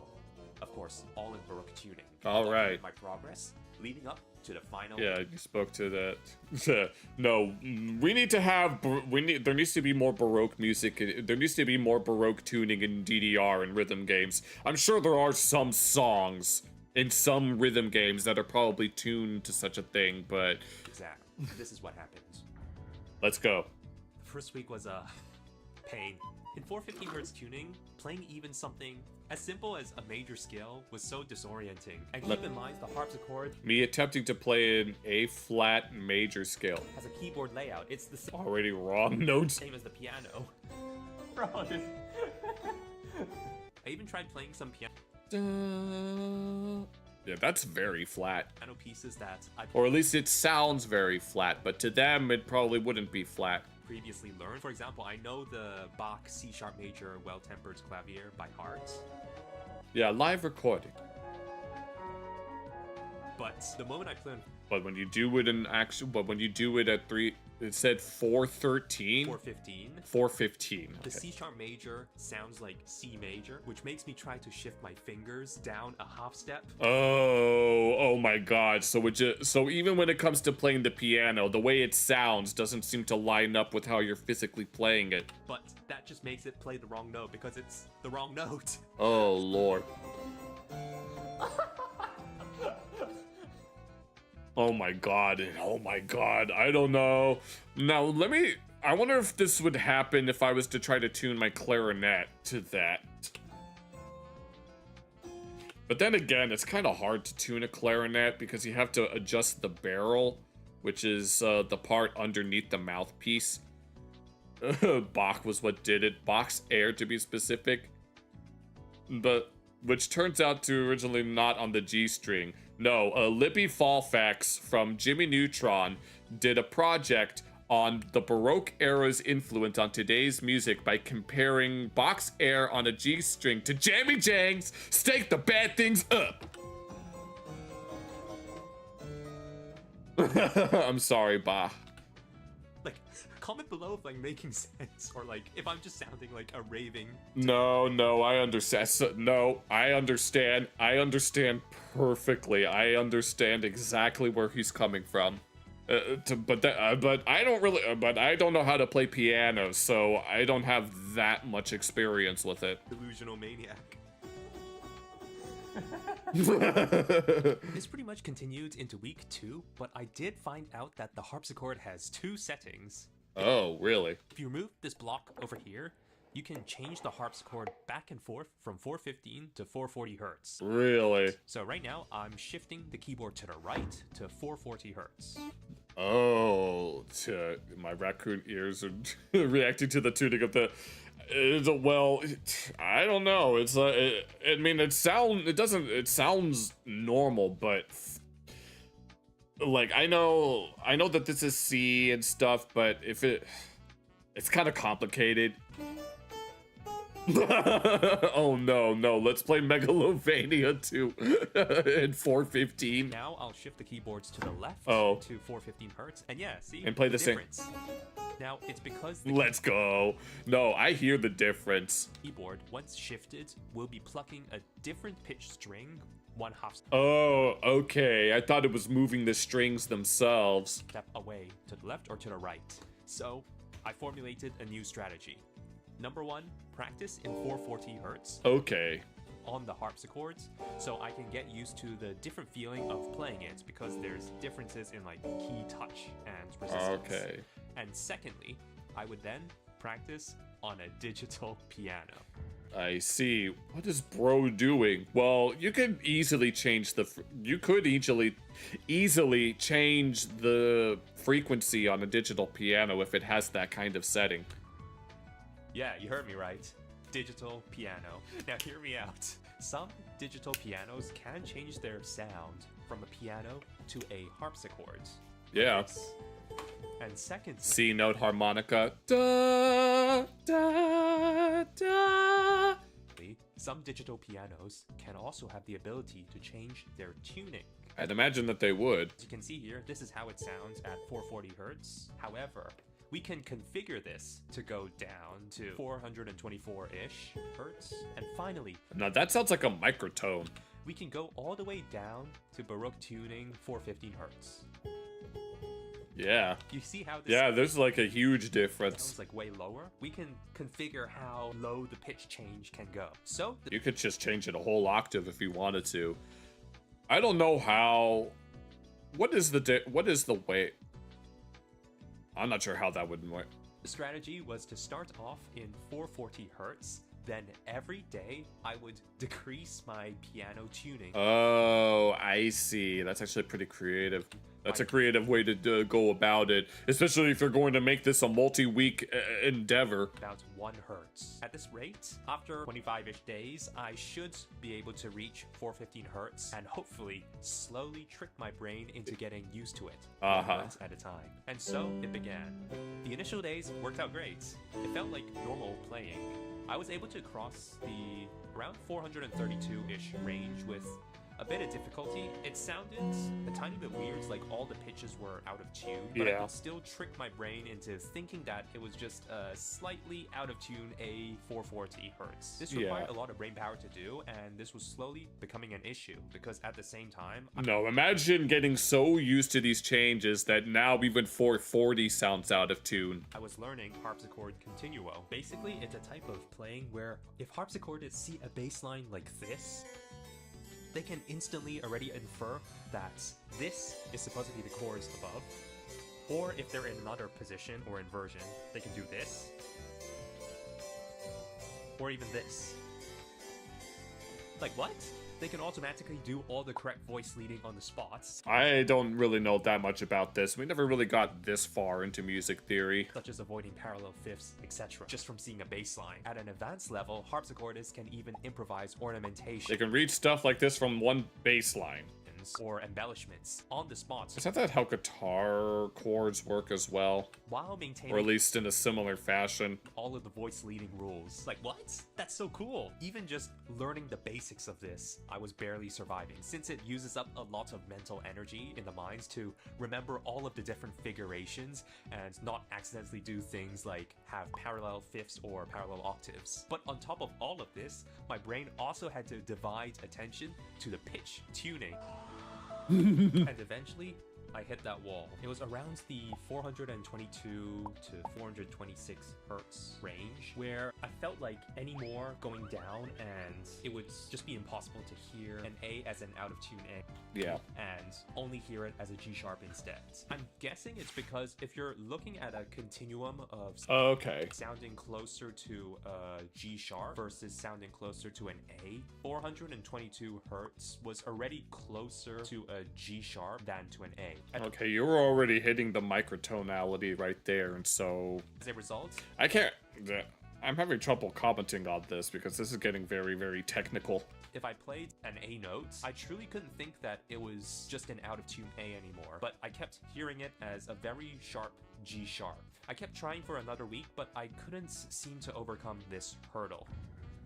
I'm trying very hard not to reference Middle Eastern music theory because something like that is a legitimate note in Middle Eastern music. As the days went on, I was making some progress on the harpsichord, but this was only when it wasn't at Passacaglia figurations. 415 hertz. For my actual harpsichord Graduate exam, place. I would be playing continuo while accompanying a Baroque recorder player. Oh lord. Which was always tuned to 415 hertz, so no matter what, I had to somehow manage to Yeah. switch. Hopefully it doesn't get too technical, because I don't know that much about those the way those chords work. From 440 to 415 by then. Let's I go. still couldn't really manage to go below that wall of like the 422 range, and yeah, I kind of got more desperate as time went on. For a period of time, I only listened to music in Baroque tuning, and also looking at the scores while listening to these it's got a lot of that. instruments. I even tried playing the piano, which was at 440, at the same time as I was listening to music at 415, which was... So you were trying to do like two things at once. You're trying to play, if that's what I'm getting at, trying to listen to something that in your mind sounds out of tune while playing something that is in tune. Interesting. Yeah. That's night and day. Oh my god. Your average scary your average scary video game level. Yeah, I don't really know what came over me. I don't know why you decided to do that. During that time. You should have just continued lowering like the frequency of the electronic. This is giving me a brain fart, and so yeah, I understand his frustrations now. I was, in hindsight, probably overthinking a lot. There was this sort of... That's what I do a lot myself whenever I'm like trying to do even the most basic tasks, and then I overthink them because I'm like, I have to do this right or else it's not good enough. conflict with wanting to obviously learn continuo and understand Baroque pitch, but also this question always in the back of my mind of would I actually lose or break my perfect pitch? Yeah, losing it. Yeah, that was that's like reminding me of like when you were born and raised with a particular accent, but then you move to a place that has a completely different accent, and then you start acquiring that accent, like going native, basically. I haven't mentioned this yet, but this is important to state that a while before starting this challenge, I had the experience of losing my perfect pitch. I'm not sure if lose is the correct word, because technically it was worse than that. It shifted, which, yeah, I Okay. think that's worse than losing it. So, for context, I had wisdom teeth surgery, and Oh, wait a minute. Is there some sort of... There's no way that there's a correlation between having wisdom teeth and your perception of hearing. maybe it's because of the medication, Oh, okay. maybe because of the area around my jaw, ear, region. I mean, I know that the parts of your head are a lot more interconnected than you might think. Like, I remember... What was it? I remember having, like, fluid in my ears that was somehow related to something that was going on in my nose, and I needed this nasal spray to get rid of the fluid. And so I'm like, how exactly does fluid in your ears connect to having whatever's going on in your nose? And then I remember someone going through some liver problems, and then they were having, like, massive shoulder pain because the liver is not that far from the shoulders, so Got inflamed or from the teeth being removed. But for the next week after that surgery, my pitch shifted. I actually recorded all of this just to document what was happening. Honestly, yeah, it was legit kind of too low energy to make into a full video. It's been about 48 hours since I had the wisdom tooth surgery, and yeah, I just now tried playing on my digital piano that's tuned to A440, but I don't know, it just sounds... It sounds weird to you. A little flat.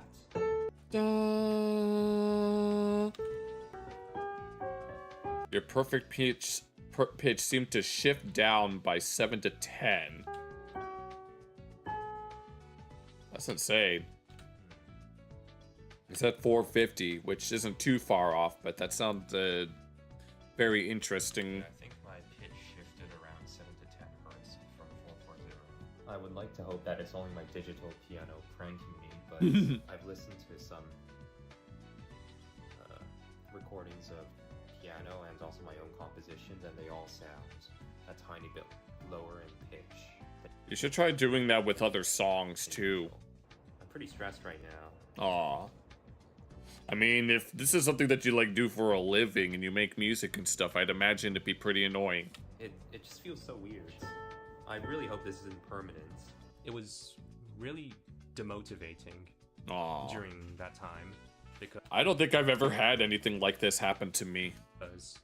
just playing the piano sounded off, trying to compose sounded off, like what I heard in my head was not what came out on the instruments. Damn. Listening to my... So even in your head, everything sounds correct, but when you hear everything, there's something wrong. familiar compositions or recordings sounded off. I was really thankful that during around day 5, my pitch perception slowly started pushing back to What it should be. A440 hertz. But I think my pitch might be still off by a couple hertz. It felt kind of like, once again, that color analogy I was talking about, but I was forced to having colors permanently different 24/7. I mean, it affected me still so much that even months later, while I was preparing for Continuo, like, this was going through my head as the exam was looming closer. I'm not sure if people realize how losing perfect pitch by having it shift is a very psychological thing for the person. I feel it's important. I hope I don't have to experience that anytime soon. Also to share the impact it can have on someone who's going through something like this. Yeah, as someone who loves to sing and I like to listen to music. Oh my god, I don't know if I'd be able to handle something like that. Okay, this was a bit heavy. So while all of these worries were going through my head, and as the exam was looming closer... Okay, so he had an exam coming up. All of a sudden, something really weird happened. The shift. The stress of... Oh, even, yeah, the stress of the exam probably had an effect as well. Because I know people will get, like, test anxiety is a very real thing. Granted, I myself have always been a very good test taker. Tests have never really affected me all that much. I just knew that they were going to happen. In fact, I never really studied for tests. I just always was good at them. Although Honestly, I was also very slow though. it was rather anticlimactic. I wish there was some sort of boss battle, like a moment of triumph, maybe in playing in an exam or something epic, But no, did everything go back to normal?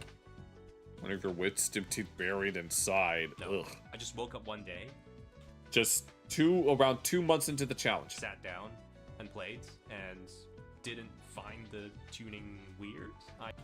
Oh, don't really know how else to describe it. So you kind of just got used to it. I don't Just all of a sudden. really know how else to describe it. It's more like I could play and listen, but if I thought about it too much, it would disappear. Yeah, it's one of those things where like if you say a particular word over and over again, then that word starts to sound weird. And I would start to play wrong notes again. Uh, If I didn't think of the pitches, I would No thoughts in Cerno's empty head. find out that they sounded different.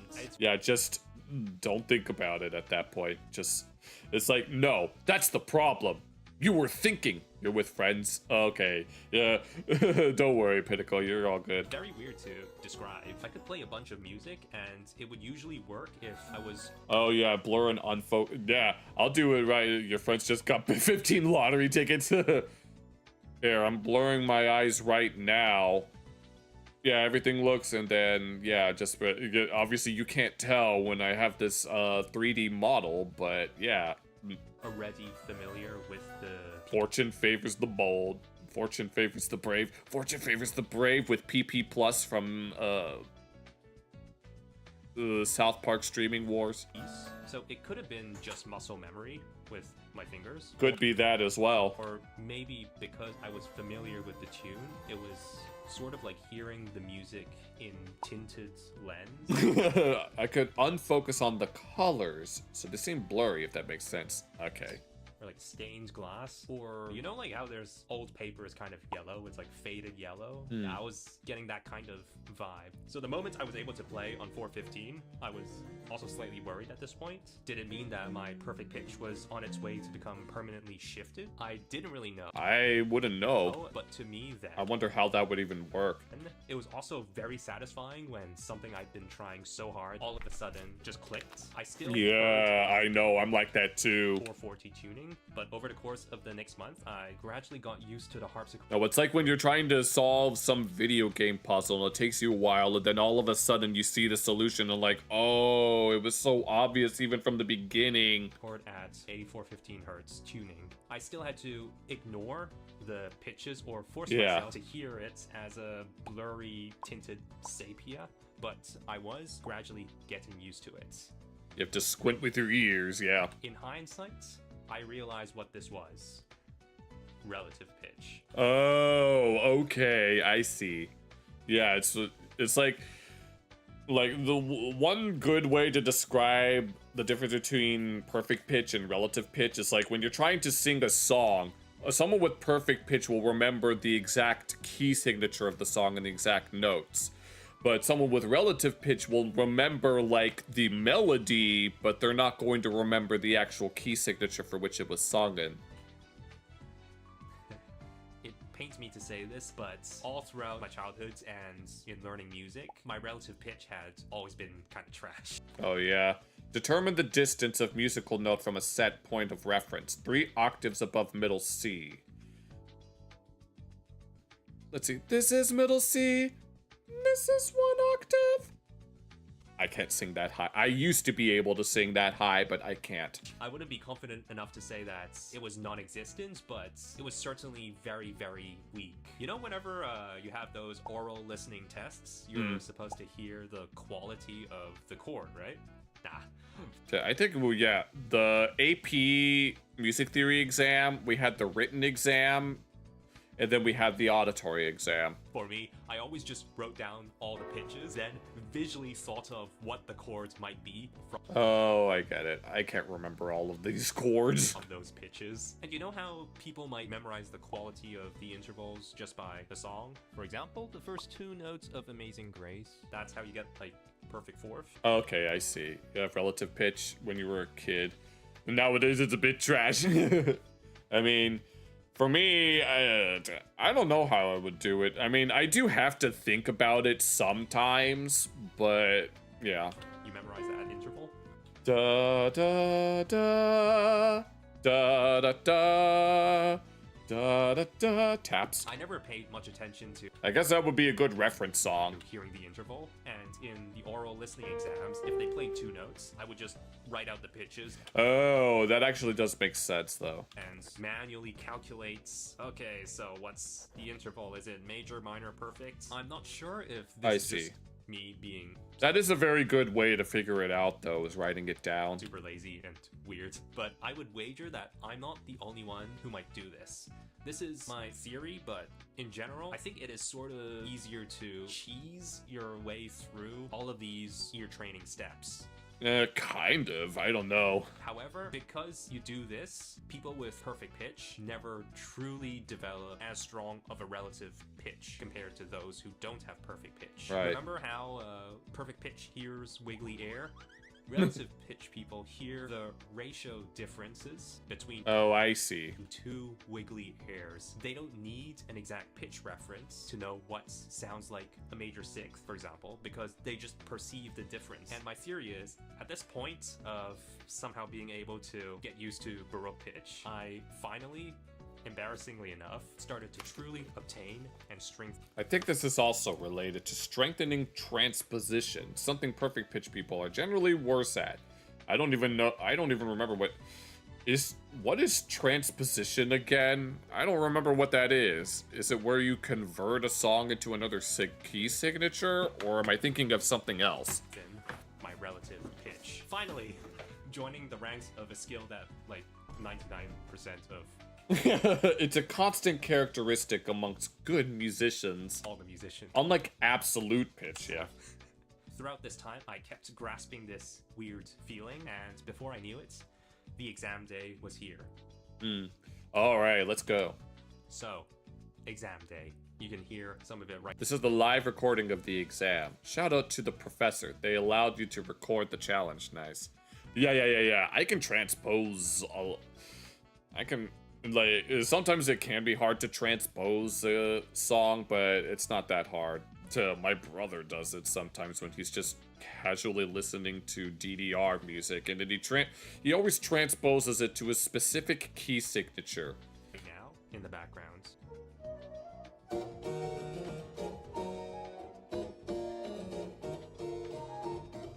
Following the soloist in their cues. All in 4/15. The unfocused pitch state. Yeah, just don't think. Just play it. Play the sheet music as it's written and not worry about the sound. Yeah. Of course, by no means was this playthrough perfect, but Yeah. I'm proud at what I had overcome. Well, at least you were able to figure it out. This was only the first out of 2 semesters I did harpsichord continuo for, but undoubtedly the first semester of continuo was the worst for me to adapt to Baroque pitch. Continuo and learning partimento, as well as improvising ornaments, were actually really fun once I got the hang of the tuning issues. To quickly sum up the second semester, I want to say that I absolutely smacked the Baroque tuning. Let's go. San was able to do the shift, but Shift flawlessly. Yeah, in like the first half, it was just... Yeah, after that, yeah, once you've gotten used to something, it usually becomes cakewalk in like subsequent... I don't want to say attempts. I don't think that's the correct word for it. I don't know, I couldn't. Even after an extra semester. The best I could do was try my best to ignore the pure pitch Oh no. sound and unfocus, instead going by muscle memory and fingers. Yeah, that's probably the best course of action. Combination with like a general loose sense of relative direction. after I mean, something that you could do was just completely rewrite the Baroque music. But I don't think that would be...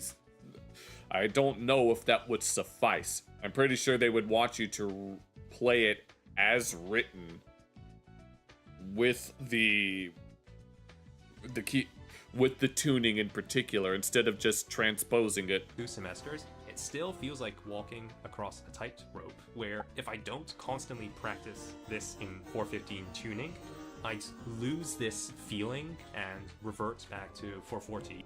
Yeah. It was way longer and much more intense. Oh. Yeah, to use that. Being able to switch this 440, 450 thing on and off and jump between is different from that time I was forcefully swapped perfect pitch from that wisdom tooth removal. I mean, the thing about singing is that, I mean, hypothetically, you could just like memorize the melody and the words, which is technically how you would do it. And like, in addition to being in band, I was also in choir. We would sing, like, we would read like the sheet music, and like, the thing that we would do is that we would, the first thing we would do was learn the rhythm. And if we're singing in another language, usually Latin, we would practice those words in particular and practice pronouncing them. And then we would practice the melodies using solfege, and then we would put them all together. And then we'd have to memorize it. So I think as long as you memorize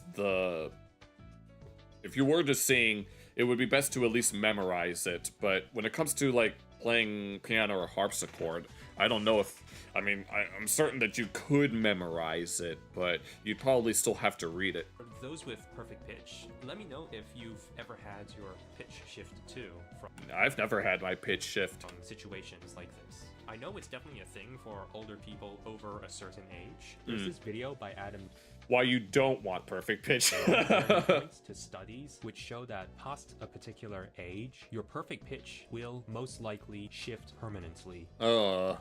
Which is a sobering thought to realize. Yeah, as someone who's 28, it looks like I've got 12 years to go before my perfect pitch goes to shit. I'm very thankful that I had a taste in what it was like during this wisdom tooth shift arc, and I also feel like I have a hint now of how I might not sink into another unmotivated, very gloomy mood if I'm older and my perfect pitch shifts permanently this time. Anyways, I hope this video doesn't trigger something in my brain. Let's hope that doesn't happen, because that would suck. I never would have expected that these 8 months would be like this. When I started... Damn, so he did this for like two-thirds of a year. Filming and this experiments, I thought it was just going to be a cringe compilation of me getting dunked on the entire time by no, you're doing pitch. Instead, it turned out to be quite a journey of self-discovery, both in my fascination with continuo, improvising, and partimento, but also with my findings on how I can get through this Baroque tuning, as well as surprisingly finding a path for relative pitch and transposition. So, to answer the title of this video, can perfect pitch survive Baroque tuning? Well, you were certainly, not only were you able to survive, but based on your exams, you seem to have thrived. I'd say yeah. Let's go. Oh, look at this. Music theory explained with brain rot terms. That's minor 7th, minor 8th. I don't know what this degree sign means. But do we want to look at that just for the lulz more than anything? Oh my god, I don't know. But I'll let you guys decide once I get such an uncommon instrument to learn. Yeah, the harpsichord. I'll be right back, and I'll let you decide. I'll let you guys decide if we should look at brain rot music theory.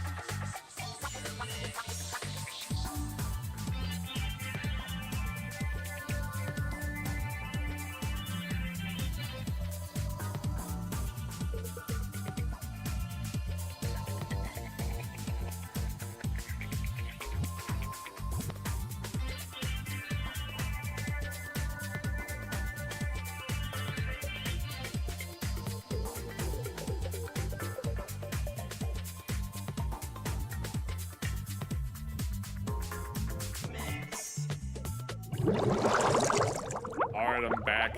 I see that Brett and Rhodey want to look at advanced music theory explained with brain rot terms. I don't know if I'm going to be looking forward to this. And then there's this one, I think it's the same video but with a different thumbnail. We have one that's not Sigma, going from what I'm assuming is C2 to C, D, E, F sharp. C to F sharp. Da da da da, which is apparently not very Sigma according to Dwayne "The Rock" Johnson.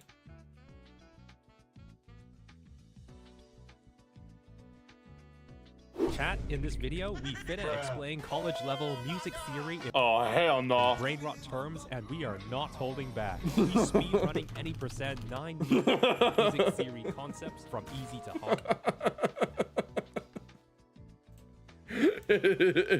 Take that long for it to go off the rails that quickly. I see C, is that D minor, E minor, F, G chords, and then notes with a whole bunch of, I think those are slurs. Hard starting. Oh yeah, coughing bomb versus hydrogen baby. No. Oh yeah, yes. Yes. Okay, I was right about. From never where mind. freshmen cry and ending where PhD students insanely dissociate into the void. Level 1. Okay, yeah, sure. Oh, Subway Surfers. Roman numerals. As a kid, I used to think that it was Roman noodles. Has anyone else ever thought that? Where you hear something when you're a kid and you think you're saying one thing, but as it turns out, you've been saying it wrong this whole time? And Roman numerals. In any key, every chord built from the scale gets a Roman numeral. Yeah. 1, 2, 3, 4, 5, 6, 7.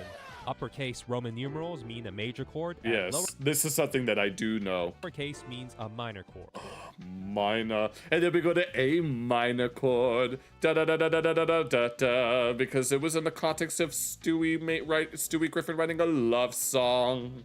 The little circle means a diminished. So Diminished, yes. high Okay. cortisol chords. Why do we use Roman numerals? Because it's fancy. For some Locanu interval analysis. I don't even know what that means.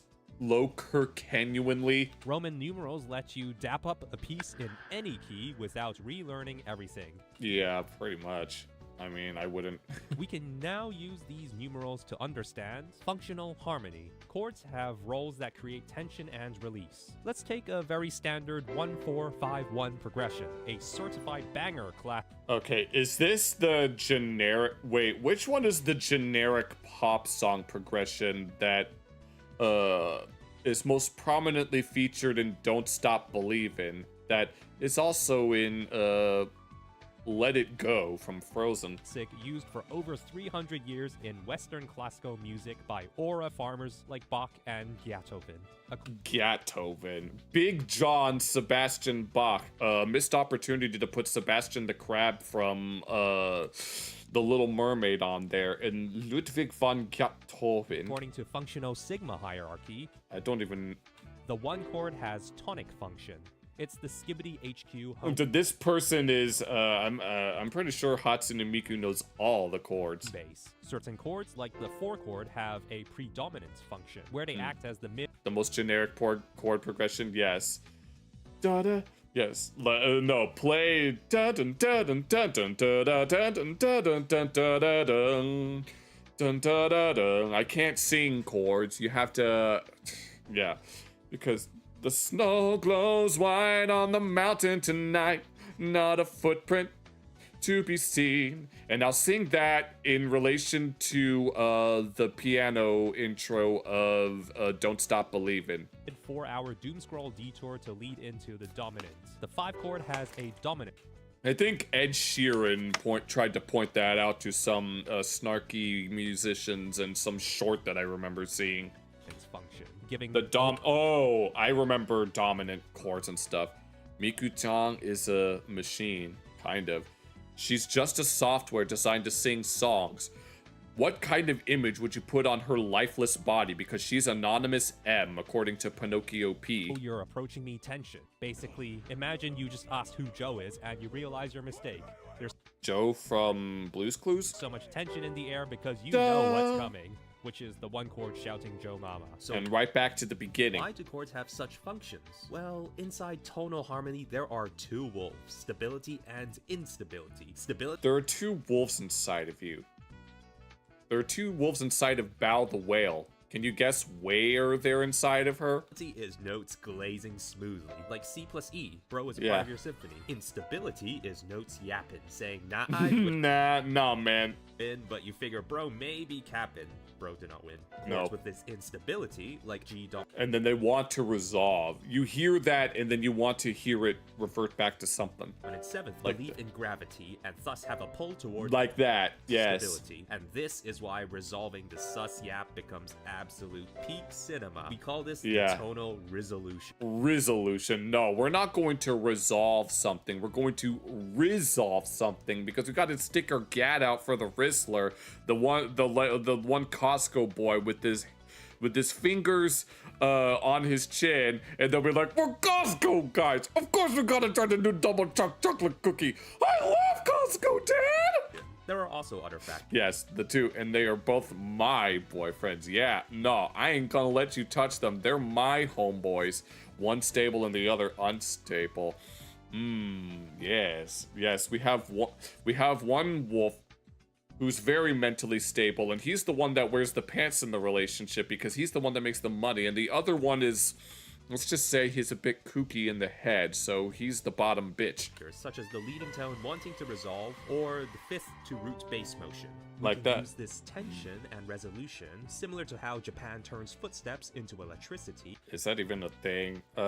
Japan and East Asia use a lot of pentatonic systems. To create cadences. Cadences. Polytonal music is like a Oh, and I know that some anime music has a specific chord progression. You can hear it in the first intro of Madoka Magica. Yeah, you must have sentence structure throughout chord progressions and have cadences that function like punctuations. A perfect cadence feels like a W. Plagal cadences feel like church choir NPC vibes. Deceptive cadences give off psych you thought the song was over. No, we're just getting started. Energy, and half cadences embody unfinished sentence type beats. But Yeah, thinking I mean, there are some songs that end like that. back to this 5-1 logic, it can be also used to rage bait via secondary dominance. Oh, shit. So basically, the 5 chords to 1 chord's pull is already absolute cinema, tension, resolution, storyline. But then bro pointed that same dominant energy at not the tonic. That is called a secondary dominant, meaning dominant of that Suki bear. For example, 5 of 5, which in the context of C major is like putting a D major chord down, which then leads to G major. It's like pre-boss fight music before the boss fight.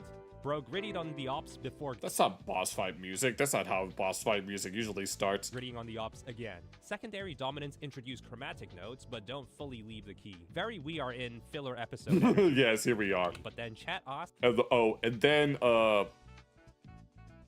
God damn it, I already forgot his Skipper. Skipper shows up to join the Five Nights at Freddy's squad with... Who was that again? Heisenberg? What if bro actually locked in Alien and left permanently? Well, that's called modulation. One good way of modulating is through pivot chords. Bro finds one chord that belongs to the old key and the new key simultaneously. Bro can use that chord as a portal. For example, you're standing in C major, bro plays an A minor chord, which is the 6 in C major, totally normal, and then suddenly reveals that it was actually 4 in E minor the whole time. And then the key signature changes from here. now we are in E minor and have already been there for quite a while. Other ways to involve modulation include direct modulation, which refuses to elaborate, using sequences to modulate, which is copy and paste Riz, or enharmonic modulation, which is when the enharmonic I have no idea how to interpret this. Number 6. Augmented 6 chords. I feel like I should know what this is, but I don't remember.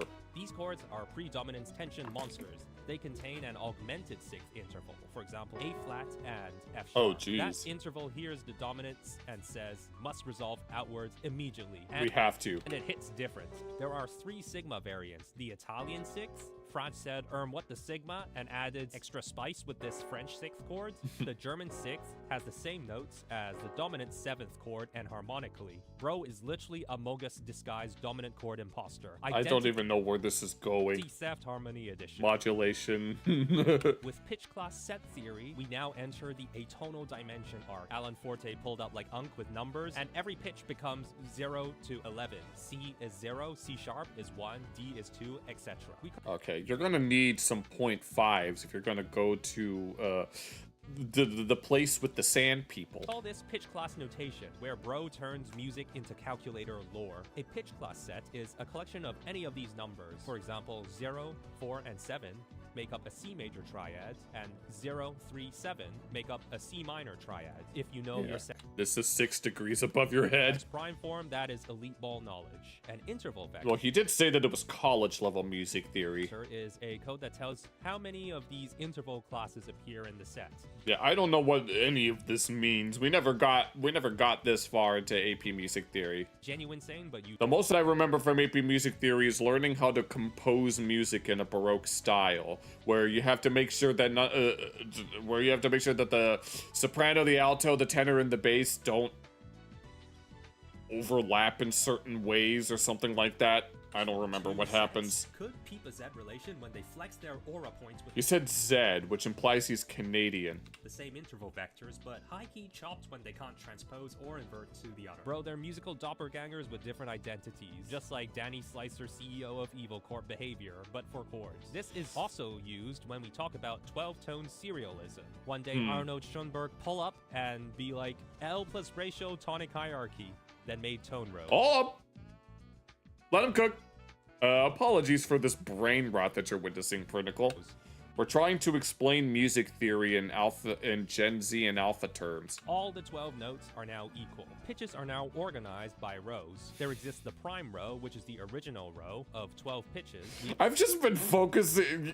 I'm not even paying attention to the actual video. I've been distracted by the Subway Surfers gameplay.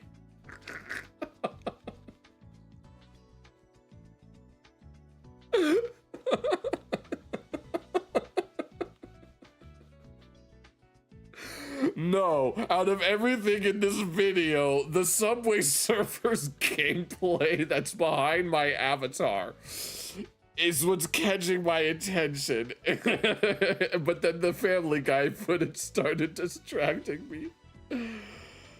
Oh my god. Don't cross the streams or you get complete reversal proton particle annihilation. The spirit world, just never mind. The retrogrades, which is the row back. The retrograde, I didn't realize Jupiter was in retrograde right now. Backwards, the inversion, which has that same row, but every interval is flipped upside down, and the retrograde inversion, monkey flipped, and we're so back. Okay, I don't even, oh my god, I had to breathe in just a moment. No boss, Neo-Riemannian theory and parsimony. Neo-Riemannian theory. Wait, we're bringing the Riemann hypothesis into this? Voice leading. This yapontological low state is a way to map which chords are secretly homies with each other inside harmonic space. But we also can voice lead maxing efficiency optimize by showing. Oh no, Reimu Hakure right here. Showing how triads move between each other using the least possible note movement, also known as parsimony. What the fuck is going? I don't even. You know what? I'm not even going to try to comprehend what he's even talking about. I'm just looking at all the flashy bullshit on my screen. Only one block parkour jumps for the chicken allowed. Neo-Riemannian lore has 3 basic principles. The P parallel transformation, where the perfect fifth be chillin', but Brian Smith turns into Quandale Dingle. No. I've already made a Quandale Dingle thing a long time ago when I first started streaming. While fighting for the major or minor third position, the L leading tone transformation has the minor third pass the vibe check, but the other nodes gets kicked off the server by a semitone. And finally, the R relative transformation, which turns photos printed into bogos binted by keeping What? the major third bussin', while the other node takes a trip to Ohio via whole tone. These Let's relations go. can also be expressed via a skibbity tonets or a tonal grid. A tonets. And there are many variations on this. So to recap, chats, this is the Music University curriculum speedrun any % world record. If even half of that made sense, bro, you are already ahead of the curve. About a third of it made sense. Does that mean I'm on the curve? He tried to learn clarinet in 30 days.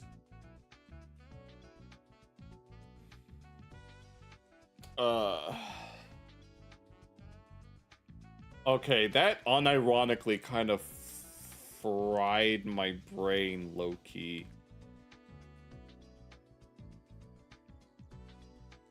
But I was distracted by all of the pretty colors that were...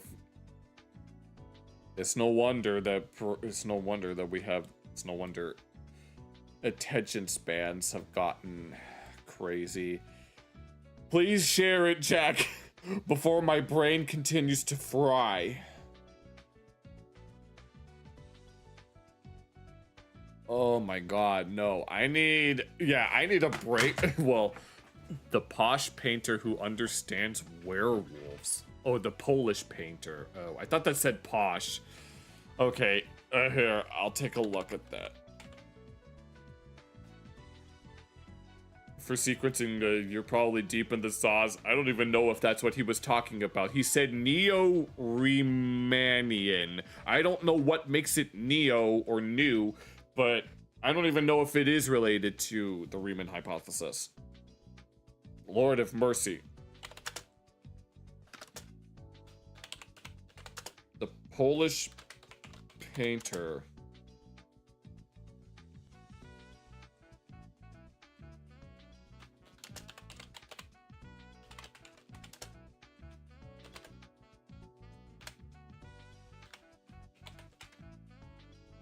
Werewolves of London.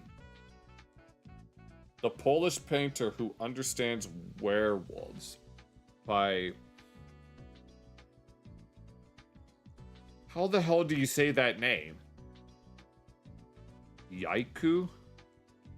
They're really awesome paintings. Okay, we're looking at man canines. Oh god. Yeah, I need something that's a bit more cultured than whatever the hell we just took a look at a moment ago. Alright, we'll take a look at this. The Polish painter who understood werewolves by... I have no idea how you say that name. It's either Yaiku Curiosity or Jachku. Imagine standing in a dimly lit meadow in thaw just before dawn. There is a flock of sheep packed in tight beside you, and up the slope a sheepdog is standing alert with its body angled towards the trees. And at the edge of the forest line, half hidden in the fog, is something standing on two legs and looking at the dog. This is the painting Shepherd and His Faithful Dog by Jakub Rusalski, and it is one of 3 paintings by the same artist. Damn, these actually go really hard. Captures the folk horror of the werewolf in a way nobody has done before. So let's get back to the painting. The composition is built in 3 dead bands, and the paint. Okay, we go from music theory to... What would you call this? This isn't art theory, would you call it? No, there's music theory. No, we're getting even more technical here. We could take a look at the new Papa... I was gonna take a look at the new Papa Me video. We can do that after this. No, we're having a lot of fun tonight. Painting wants the viewer to read them in order. The foreground is the closest. It consists of 5 sheep painted in close-up, 4 are white and 1 is... Perspective. Yes, that's it. Thank you. No, my brain is fried from... Oh my god, from all of the technical brain rot we just went through. I need something to cleanse my neurological palate, so let me refresh myself with this. Like their heads are up and their ears are forward and they're looking at something specific. The viewer is positioned directly behind them, low and almost on the ground. And apparently Rhodey would. The middle band is the meadow. A sheepdog stands alone in the grass, perhaps 15 meters ahead of the flock. Its ears are up and its tail is down. Its body is angled slightly to the right. The dog is the only figure in the middle band. The grass between There's nothing standing between them and the threat against the flock. The dog and the sheep is completely empty. The background is the tree line, a wall of conifers with fog rolling out of them across the meadow. The light is dusk or pre-dawn, and a full moon sits high in the sky, and then, standing in the fog at the edge of the trees, perhaps 30 meters beyond the dog, is the werewolf, upright on two legs with long arms hanging at its sides. Its fur has almost the same color as the conifers behind it, and almost the same color. I thought it was going to say it almost had the same colors of the sheepdog. The only part of the figure that catches the light is the eyes. The eyes. Directly locking on with the only obstacle in your way between yourself and dinner. Direct points looking directly at the sheepdog. Now, let's talk about what is not in the painting. The shepherd. About brain rot, she had no idea. I think it's best that she does not know. Mentioned in the title is absent, almost like the werewolf has killed him and moved on to the flock. The Oh. dog is the only thing between the sheep and the wolf, and the painting is very honest about the size of the imbalance. The wolf is much larger than the dog by a margin the viewer can measure. Yeah, you can tell just based on the perspective alone. It's one of those objects in the mirror are closer than they appear type of things. With their own eyes. There's no torch and no fence and no farmhouse anywhere near the frame. The meadow extends out. It's just kind of there. To the trees with nothing in it, which means there is nothing to stop the wolf walking forward. Lamb chops. Besides too, the lack of. And before that, it's a belief that the werewolf is the shepherd. Oh, so we're getting into that kind of territory, I see. No, Rody just reminded me of that episode of The Simpsons where Lisa was mortified at the thought of eating lamb. Fencing or obstacles, keeping the So much so that she was having auditory hallucinations of a worm sounding like a lamb. werewolf out actually plays into the medieval fear of the werewolf. Let me Yeah. tell you why. The medieval werewolf The real question that we should be asking is, do the dog-headed people have souls? belief wasn't really a fear of the wilderness. The werewolf was a fear of the village edge. The moment the dog goes quiet and the moonlight catches something in the tree line, and the village realizes it has been visible from the woods all along. The painting encapsulates this fear by putting the viewer at ground level with the prey and in the exact position occupied in the folkloric imagination, haunted in the exact place they thought they could be safe. Good Hunting is another painting by Brusalski from his Wolf Okay, so this Good Hunting is what this is. Pack series, depicting a werewolf within a rural landscape that could be any time in the last 400 years. The foreground is a rise of grass on the left, going down to a dirt path that curved through the center of the painting. Standing on the rise is a bobcat, looking back Oh, is that what that is? I thought that was a different canine. over its shoulder. Saint Roprobius. In its mouth is a kill, a bird, or a mouse, and the viewer is positioned just behind and below the cat, looking past it across the path. The middle band is the path itself, and the fence running across the frame. The fence is the painting's main horizontal line, separating the path from the field beyond, and it is broken in places with scrub growing through it. The background, upper right beyond the fence, And it's already caught its prey. That almost looks like a lion face. is the werewolf. In its arm is a kill, and in the upper left, far And then there's the flock in the just watching on as their brethren gets taken. away, almost lost in the thought, is a herd of cattle standing on the path, watching the werewolf. A guard dog stands out in front of the herd. The dog has seen the werewolf, but it is not lunging or preparing to attack. It is just standing. It's just there, knowing that it's clear. I guess this one knows that it's clearly outmatched. watching. A guard dog. Yeah, the previous one, he was the guard dog was looking to defend. Hitting a wolf would already be moving, but the guard dog seems to be frozen in terror or surprised by what it is witnessing. Brusalski described it on Tumblr as a short story about the hunter and the prey. The painting treats the werewolf as a creature operating on the same logic as the cat, not as a monster necessarily, but just trying to do what predators do. as a successful predator on a foggy morning. Fireworks is another And then this one. painting by Brusalski, but the setting has shifted from daylight to a New Year's Eve at midnight, and the cast is now industrial area gentlemen rather than farmers and cats. The foreground is a snow-covered field. churned and uneven, with the stalks of last year's grass poking through. I see.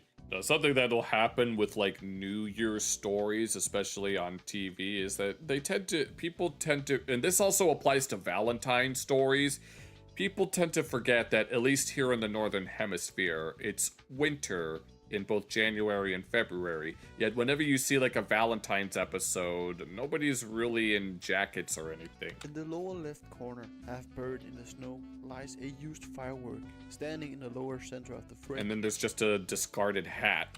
is a man in evening dress and a top hat. He carries a Yeah, is that hat the hat? bottle of champagne I need to by look the back neck at. in his right hand. These are some really good paintings. The viewer is placed. Okay, that's this guy's hat. My avatar's in the way, but here. Oh, my tail just made an appearance, but yeah, this guy seems to have been attacked, so. I've never heard of Golden Horse. Just behind him, looking past his shoulder across the field. The middle band is the field itself, flat, with snow stretching across the entire width of the painting. A second top hat lies on the ground. Yeah, and it's the guy that got attacked. Knocked off and seemingly bent. Every prop in the foreground is an object Yeah, there's some factories and some other buildings. that has already Yeah, the suit shading. Oh yeah, no. This looks really nice. been used or is telling some kind of story about And even this little shadow is cool too. the painting. In the background, Oh yeah, the buttons. near the I saw upper that. right, is the werewolf. It is upright and And it's got the glowing eyes again. much larger than the men in proportional terms, with its mouth open and seemingly having blood on its chest. Its eyes is catching the light, and beneath the werewolf lies the second man. He is screaming, and one of his legs seems to have been torn off by the werewolf. In the upper left and upper right, far across the field, is the city, an industrial skyline of factory chimneys and rooftops. Yeah, you can even see like what I'm assuming could be like smoke or smog covering the moon. With a few The attention to detail. windows lit. The painting's implied space places the city perhaps a kilometer off, close enough to walk back to, but far enough that nobody at the New Year's Eve party can see what is happening in the field. Rusalski posted it as Fireworks. a New Year's Edward felt that he had definitely drunk too much that evening. He was completely drunk. As usual, the state increased his courage and the will to seek strange adventures. message at the end of Yeah. 2021, and the story he wrote with it goes something like this. Two friends, Edward and Thomas, sneak out of a New Year's party to set off fireworks in a field, despite a farmer next door having specifically asked them not to because the fireworks would frighten his animals. They light the first one anyway, and the explosion knocks So much texture, yeah. Edward off his feet. By the time he picks himself back up with the bottle of champagne still in his hands, he looks across the field and sees Thomas lying in the snow, covered in blood, with a werewolf standing over him. The werewolf then speaks, in for some reason a Scottish accent, and says, "I asked you idiots to not light these damn fireworks tonight." Oh, so the farmer turned into the... Thomas screams and Edward runs as fast as possible. The next morning, Edward wakes up in his own bed with a hangover and no memory of how he got home. He decides the whole thing was a drunken dream and goes looking for Thomas to laugh about it. Except Thomas is not there. Thomas is never seen again. So, those are the three Rusalski paintings. Damn, that's actually kind of deep. That depicts the folk horror of the werewolf. What makes Rusalski's painting so captivating is how they capture one specific tense moment and how the werewolf is always the thing your eyes pull towards. Werewolves in No this kidding. painting are mystifying. They carry a level of horror I have not seen in any other painting or any other media depicting them. Even more werewolves. If you enjoyed this video, please like and subscribe. And Yeah, that was pretty cool though. Yeah, there wasn't that much for me to comment on since I'm not really a visual art kind of guy. It would be difficult for me to it's very difficult for me to comment on something like this. So I apologize in advance for that, but it was definitely interesting. These are some really nice paintings, and even these stories are interesting too. Okay. Alright. I've only got time for the one last video. Pinnacle mentioned the latest Papa Meat video about the horrors of DoorDash, which, knowing that one lady was allegedly the victim, even though she was the one that seemingly broke and entered that guy's house without him knowing, I'd understand why a DoorDash would be so horrifying. Yeah, the fog rendering was very good. Yeah, those are some decent paintings, I'll give them that much. But we're gonna finish off with this. We're going to go from we're gonna go for, totally did not think this man now, if you wanted my genuine thoughts regarding that, I'd just say, not my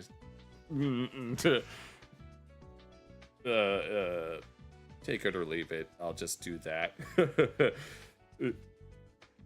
Okay, but we're going from horror paintings to the horrors of DoorDash, so we're gonna get to that now. But I want to speed this up since I have to get to bed soonish.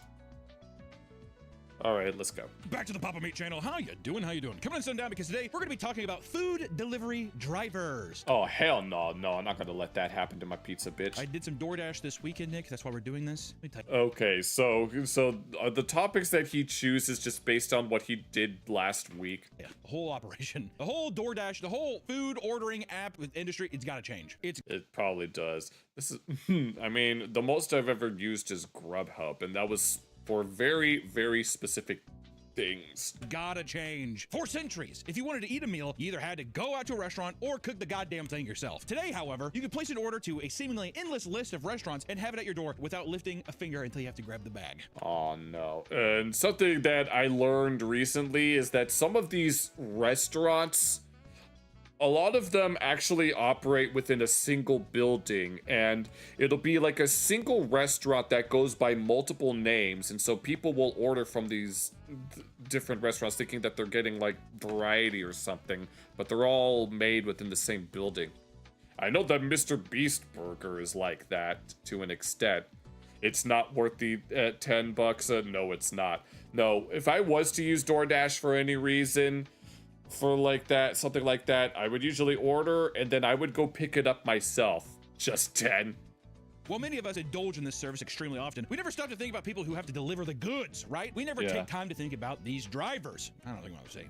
You know, also I started noticing that after a while they started taping the bags. It's because motherfuckers are probably yes, helping yourself. I mean, I'd imagine if it smells so good. But that's why if you're a pro, you got your own stickers in bags to replace stuff. I thought that you're gonna have your own utensil that you're able to squeeze in the bag. No. Mission Impossible. Oh, hell no. Fry out of the bag or something. Being a delivery. No. Yes. If you have like a whole large count of fries and then you just, I'm just gonna take one fry and eat that, they're not gonna notice. Driver, whether it's on DoorDash or Instacart, is an extremely draining and depressing job. God is damn. it? Is it? Have you done it? No, I've never done it. I wouldn't do it. Why would you do it? You don't make a lot of money, and then it's all based on tips, and then if people don't tip you, get mad, but I hate tipping culture. I just think going... So move to Japan. Well. The man that's bad. And you think that's bad? Long time no see. Hey there, the man that's bad. On a limb this early and saying it's a depressing job. I mean, granted, I'm sure it's not what people are stoked to do, but depressing? I'm not gonna put down someone for saying, oh, it's a depressing job. Feels wrong. For some, it's a depressing job. Boom. It depends on what you mean by that. Like, I don't know. I've never worked in something like that to be a delivery driver. I don't exactly know how depressing that would be, but I intend on looking for a new job at some point, and then there's like a few delivery jobs in my area. Oh, hold on. VTube Studio was glitching out a moment ago. Bella and Stella, yes, they rhyme. Instacart was an early pioneer in the food delivery service industry. Since its inception in 2012, both its customers and... Really? I vaguely remember what Instacart is. And drivers have had less than ideal experiences. Recently, there's been a trend on TikTok. They're like, this can't be like. I asked for fresh pack of chicken wings, not frozen, not deli, not buffalo. He got me buffalo wings yesterday. No, I didn't say chicken, I said buffalo. Didn't you hear me say buffalo wings? Like when I tried one, I thought to myself, this tastes like chicken, but I didn't want y'all to think I was stupid, so I didn't get the chicken, I just got the buffalo. Because you take a sticker off a certain way at work, you can totally open the bag without anyone knowing, and you forgot the sauce. I don't know. Whatever job is available. People saying they are now choosing to only have female Instacart drivers deliver their goods. Really? So it's a gender thing? Because male drivers keep messing up their orders. One woman gave her driver a super... The male Instacart shoppers must be stopped. I don't know. That sounds very, well, actually, never mind. A simple list asking for 1 pack of toilet paper, 1 pack of towels, and 1 pack of chicken. Oh, and then they got multiple packs. Despite the app stating that the man scanned a pack of chicken, what she got was 240 red oh no. Solo cups. She was refused a refund. You know what? Well, shit. I mean, I wouldn't mind having that. I'm getting demoted. In a situation like this, though, do you not just think that it's I'm doing multiple jobs at one time and I give you the wrong bag? I think that's what it is. You know what? Sorry, dude, but I'm not a feminist. I mean, I wouldn't mind if I just got random cups, presumably for free, so I'll take them off your hands. And I like men a lot. And I think, dude, if a man goofs up, you have to give him 75 chances. True. Women, right? 1. Women, none. You have to be perfect at all times. In another instance, oh no, I had my first male shopper on Instacart. I apologize for thinking y'all were overreacting. Literally yelled at the phone. Male shopper was tasked with getting a customer a tub of Neapolitan ice cream. Okay, unfortunately, Kroger, the fact that they have to put the all rights restricted here, that's kind of funny. Neapolitan ice cream isn't in stock. Is there any Mayfield Neapolitan? Is there any other Neapolitan? After claiming they didn't have the brand she wanted, he sent multiple blurry pictures of what they had, only for it to be very... Oh, and then there's a Neapolitan right there. Very clearly in stock. Google it. There's none. It's a fucking buffoon, man. I couldn't tell you. You have Ben and Jerry's? No, the fuck to the left. I see the picture in your blurry picture. It's right to the left. So Ben and Jerry's. No. Jerry's? What do you think that is, Nick? Why do you think men have such a hard time grasping the grocery store mechanic? Well, let me do it. I'll do it right. Whenever I have a job to do, well, I can't say that I'd always do it right.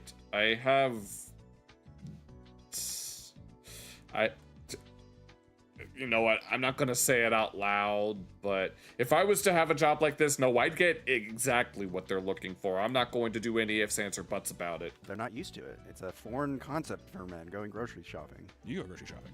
Yeah, I get It's the opposite of promoted. While staying at an Airbnb in Miami, when a man does your a group of girls Instacart ordered a shopping, long list of basic groceries and necessities for their upcoming stay. When the order was marked as delivered, they expected to find it on the porch. When they opened the door, wait, who the hell? They just left it there? However, they found the driver simply tossed all the groceries all over the picket fence. Okay, now that's just a bitch move. And said left. What are we not seeing though in this? What are we not saying? We're not having the full picture on his side. Like I bet you think he's just like, can I chill? And they're like, no. And that's when he just like, whatever. That's really unprofessional. I think it's yeah, no, that's just those are they're just being bitches. More so they're The other night, where are you? And he just drives by, throws out the window. There's a lot of emotionally unstable people out there in the world, isn't there, Nick? That are driving Uber and DoorDash driver, all that kind of stuff. This video is sponsored by Fume. Okay, yeah, we don't do smoking here. Is it?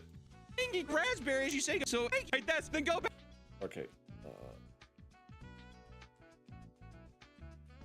There.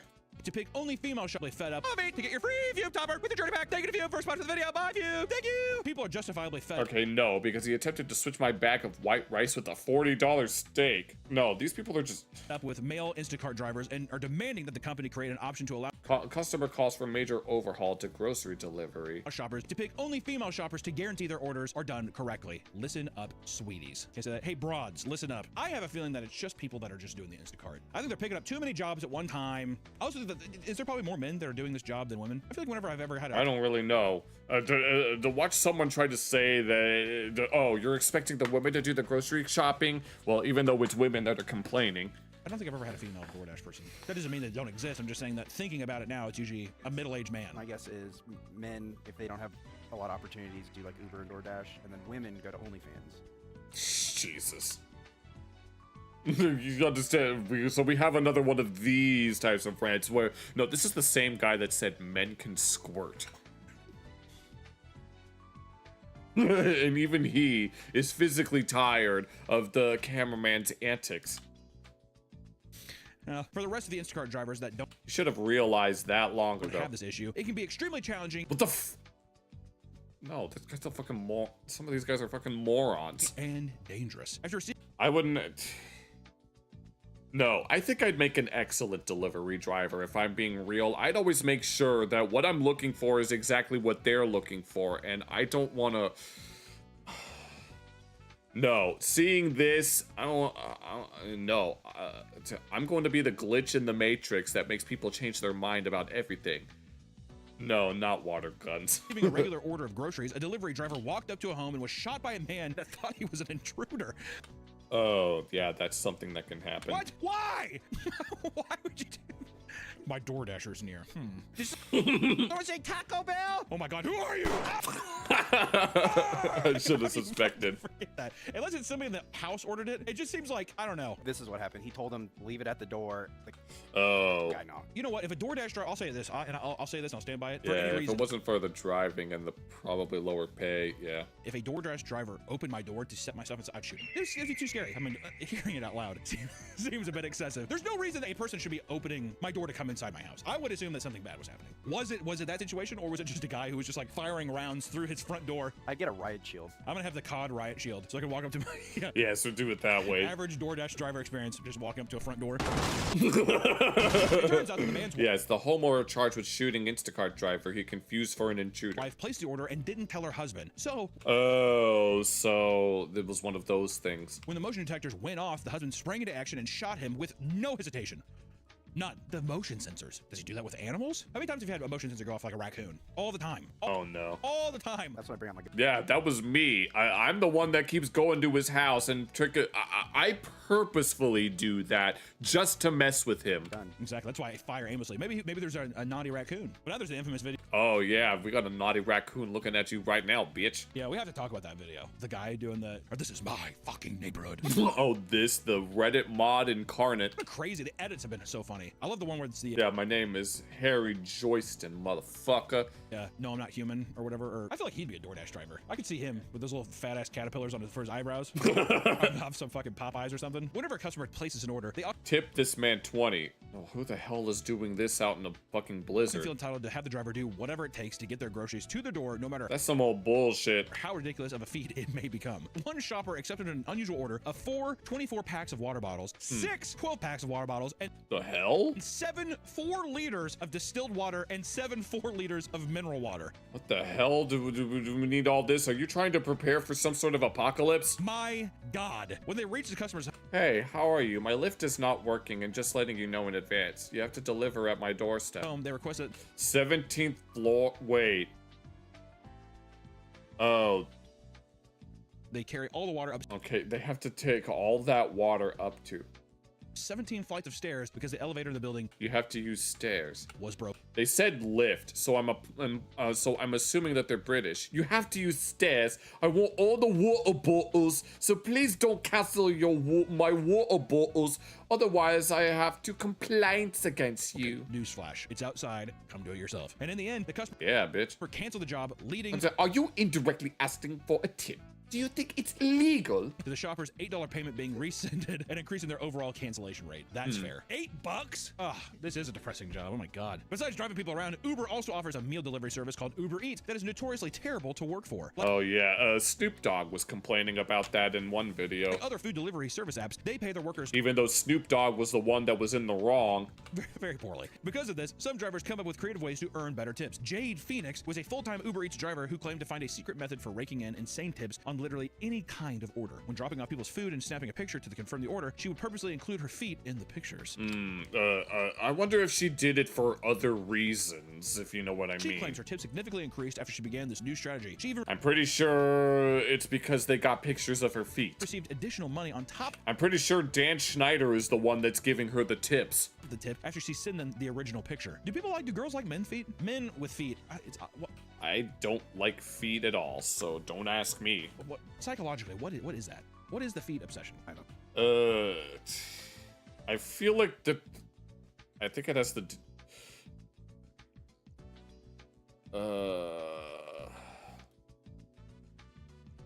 I don't actually know. I don't know. That's something I will never understand. Didn't we try doing a foot video and it got... I think it has to do with the way that the brain is structured. The parts of the brain that control your parts are right next to the parts of the brain that control your feet. I think that's what it is. Demonetized or something? I feel like there's some kind of conspiracy happening. You know what I mean? Even like, yeah, big YouTube, whatever. It's just like... Yeah, dude, we got a metric control. It's not just the customers that are creepy horn dogs, but the drivers as well. After ordering food, a woman in the UK began receiving creepy messages from her delivery driver. She was being asked if she was home alone or oh hell no, she was married. When the woman said she was taken, the driver began begging her to leave him so he could hook up with her. Oh Lord have mercy. Leave our baby. The man got so desperate that he began offering his an offer after. Yeah, no.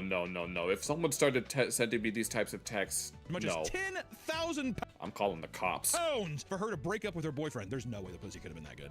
UK pussy? You kidding me? Oh man. Well, I don't think I can leave them. I don't think just can you leave the Chris at the door? 10,000 pounds, man. I'll see what we can do. While looking to the driver's account to report him, she found it even creepier that his listed reasons for delivering was passion. Passion. You have a passion for delivering stuff for people. I will say I've had a driver after delivering my thing be like, hey, I love your videos. I say, oh, thanks, man. And then, okay, well that makes sense. The Papa Meat is a very public figure. It's a thing of, you want to hang?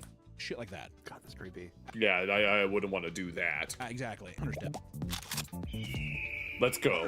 Don't ever do that. Don't ever there's no reason to contact me or anyone ever, or like that girl. I don't even know any of your socials, so I would, even if I did know your socials, I wouldn't contact you. Let's just get me out of this, that girl. If it's a girl now just being like, you know how hard it is for someone just to be like, no. I have no idea how you're gonna react to that. You know what I mean? No idea. You've been around me when there's been people, so it's always a risk because we've had a lot of, we won't go into details, but we've had a lot of people that are. I mean, something that I would probably do is just ignore it and then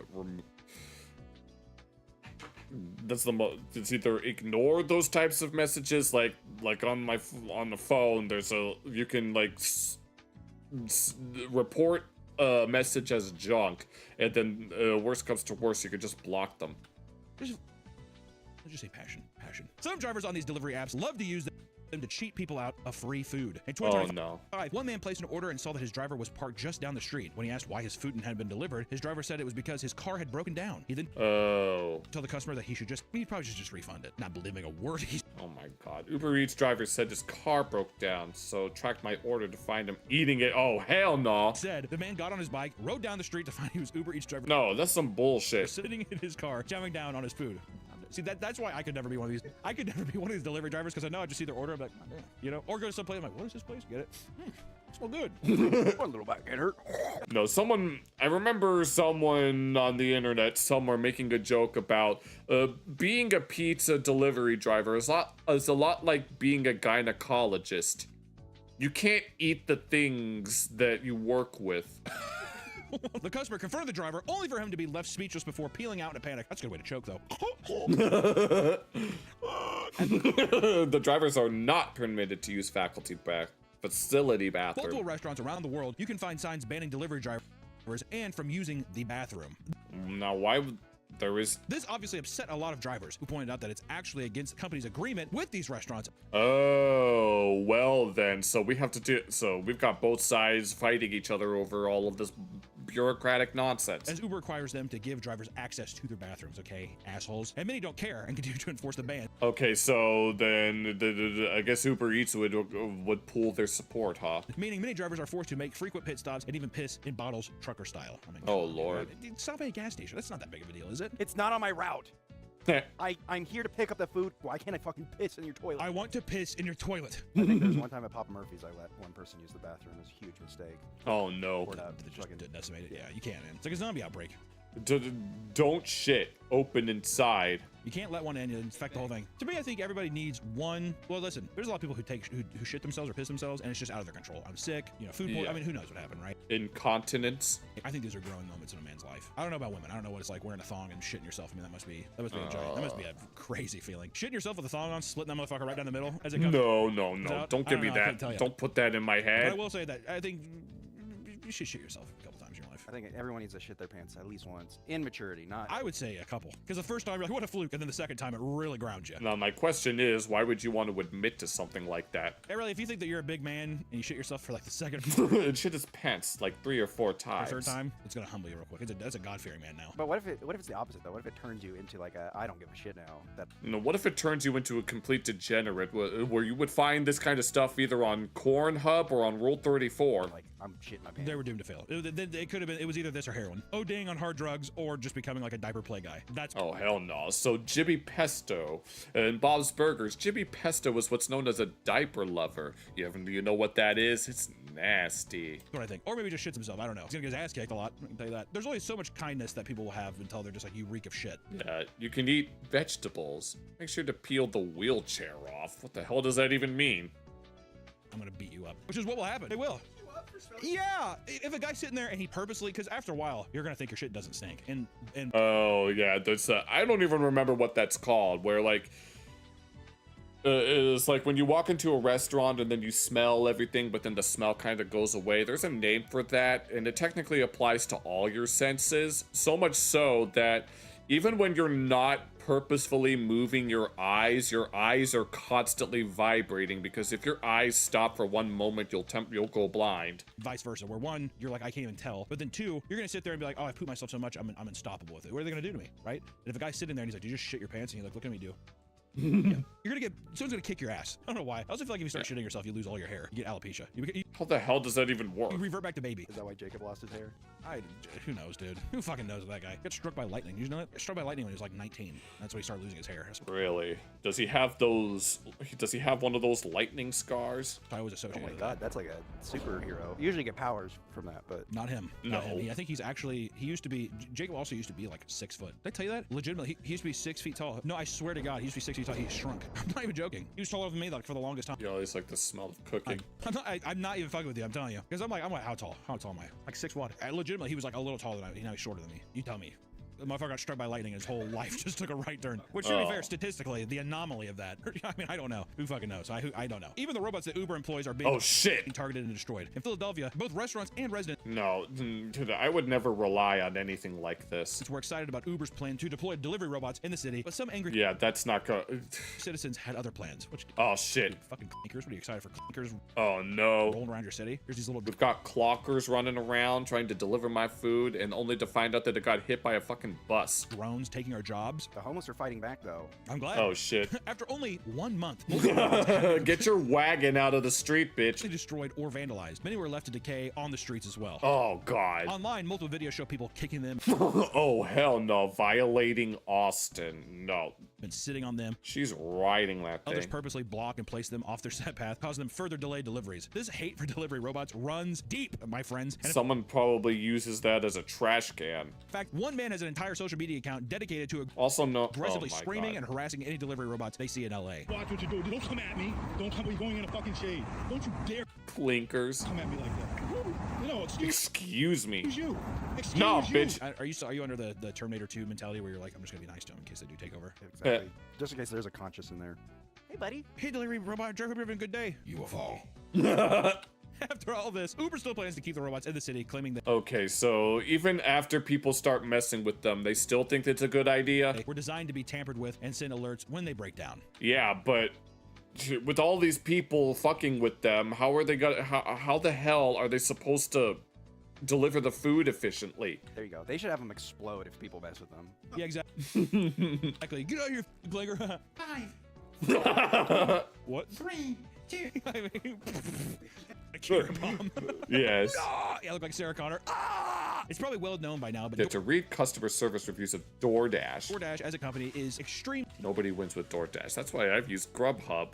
Because, you know, if anyone remembers the Grubhub commercials, I remember looking at a whole bunch of Grubhub commercial memes, and those semi-ironically cured me of my COVID. Extremely evil, and has been caught treating its workers horribly on multiple occasions. What's fucked up? Yeah, and then another thing is that these types of delivery apps will list restaurants that the restaurants themselves claim to not have agreed to be listed. Is it still an app on my phone? Is that food addiction? You tell me. Recently, the company had to pay out nearly $17 million to its drivers because from 2017 to 2019, it was caught using customer tips to subsidize drivers' base pay. What the hell? Rather than adding tips to the overall payout. That is so fucking scummy. I'll do you one better, Nick. That's a bitch move, Santa. You're being set free? Oh, wait, is he gonna delete it? All right, well, they got me. Delete. Saw it. Yeah. Definitely not downloading it as soon as I'm done recording. He did. Oh, so he just did this for show.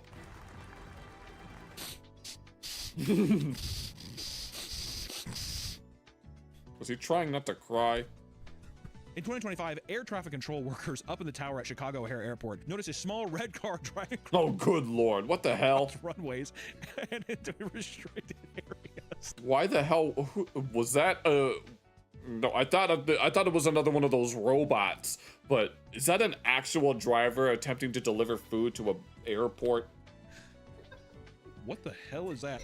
Little Dr. Seuss car driving. No, a whole bunch of clowns are gonna come out of it. That's what's gonna happen. When they alerted airport security, they stopped the car and discovered a 36-year-old man trying to fulfill an DoorDash delivery. That's so stupid. I'm on the tarmac. Was someone in a plane trying to order? Did I take a wrong turn? Oh, God! Flying right above him. Whoa! Wait, no, the car starts flying. Or it gets caught in something and so it starts flying. How could you get in this area? I think there's an old guy got He's lost. 36! Old guy's 36 years old, Nick. An old guy got lost. Yeah, if he was an 84-year-old man, I'd be like, what are you supposed to do? 36 and being like, well, I don't see why. How did you get there?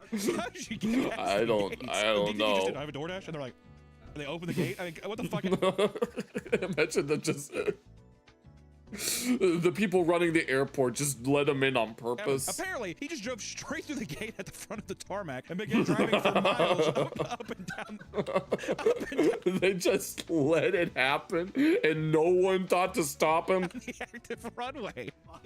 I mean, there's planes everywhere, dude. You know what? The thing earlier, men doing this are so... No, whoever the hell is running that airport, whoever the hell is behind, like, security, they need to get fired immediately. Stupid. Where am I supposed to go? What terminal are you at? What gate? It was determined that this is somehow completely unintentional. An investigation ended up with the man being let go without any charges. How? There had to be some kind of medical, or there has to be something that they're not telling us. How do you let that go? Driving your Fiat up and down the fucking runway. I could see someone doing this too. Some dumbass Midwest idiot would be like, It's some Harley riders wanting to do something like this. I'm just gonna DoorDash something to the airport, and you're like, what are you? You have to go through TSA, idiot. You know what I mean? But I could see someone doing that. I almost got banned from what is the Austin airport. I was late for my Random story time. Let's go. my plane, and I saw them closing the door, so I like sprinted down, and no one was at the kiosk, so I just pulled out my ticket and scanned it myself, and then I went up to the locked door and I tried to open it. Bomb!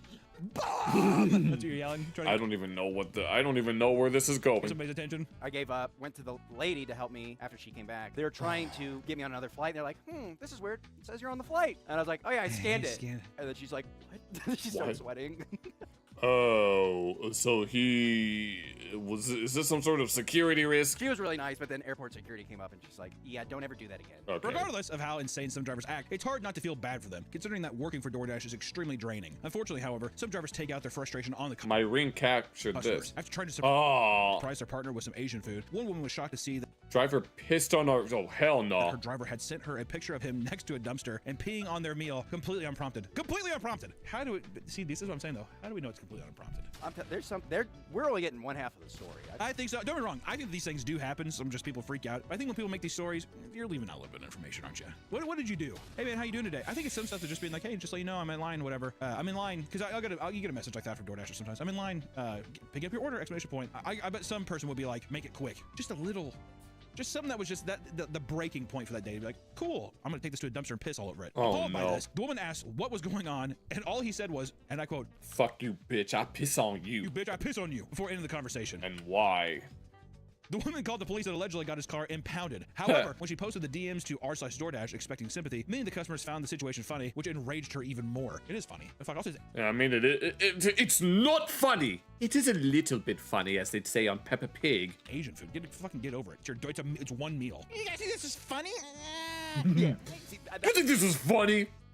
Well, Mr. Funny Man, is this how you get your sick kicks? She definitely fucking did something. I think she did something. Just based on this interaction. That even though I was, what do you mean you're not frustrated? There's just something we're not getting. Another driver was arrested after she got caught pepper spraying a customer's order. Courtney Stevenson had just finished delivering an Arby's order to a home in Evansville, Indiana, when she pulled out a small bottle of mace from her keychain and sprayed it inside around the bag. Oh, good lord. When the customers brought it inside and began eating, the wife began to choke and vomit, claiming her throat was burning.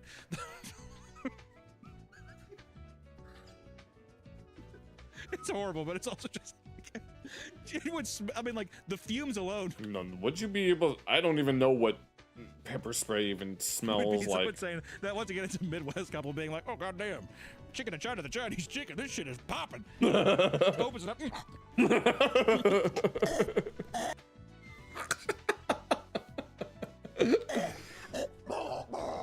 It's not that bad, Carol. It's not. I told you should have went with General Childs. Courtney was charged with 2 counts of battery resulting in moderate injury, 2 counts of consumer product tampering, and was banned from DoorDash. There we go. Oh, are we gonna get to that infamous DoorDash girl?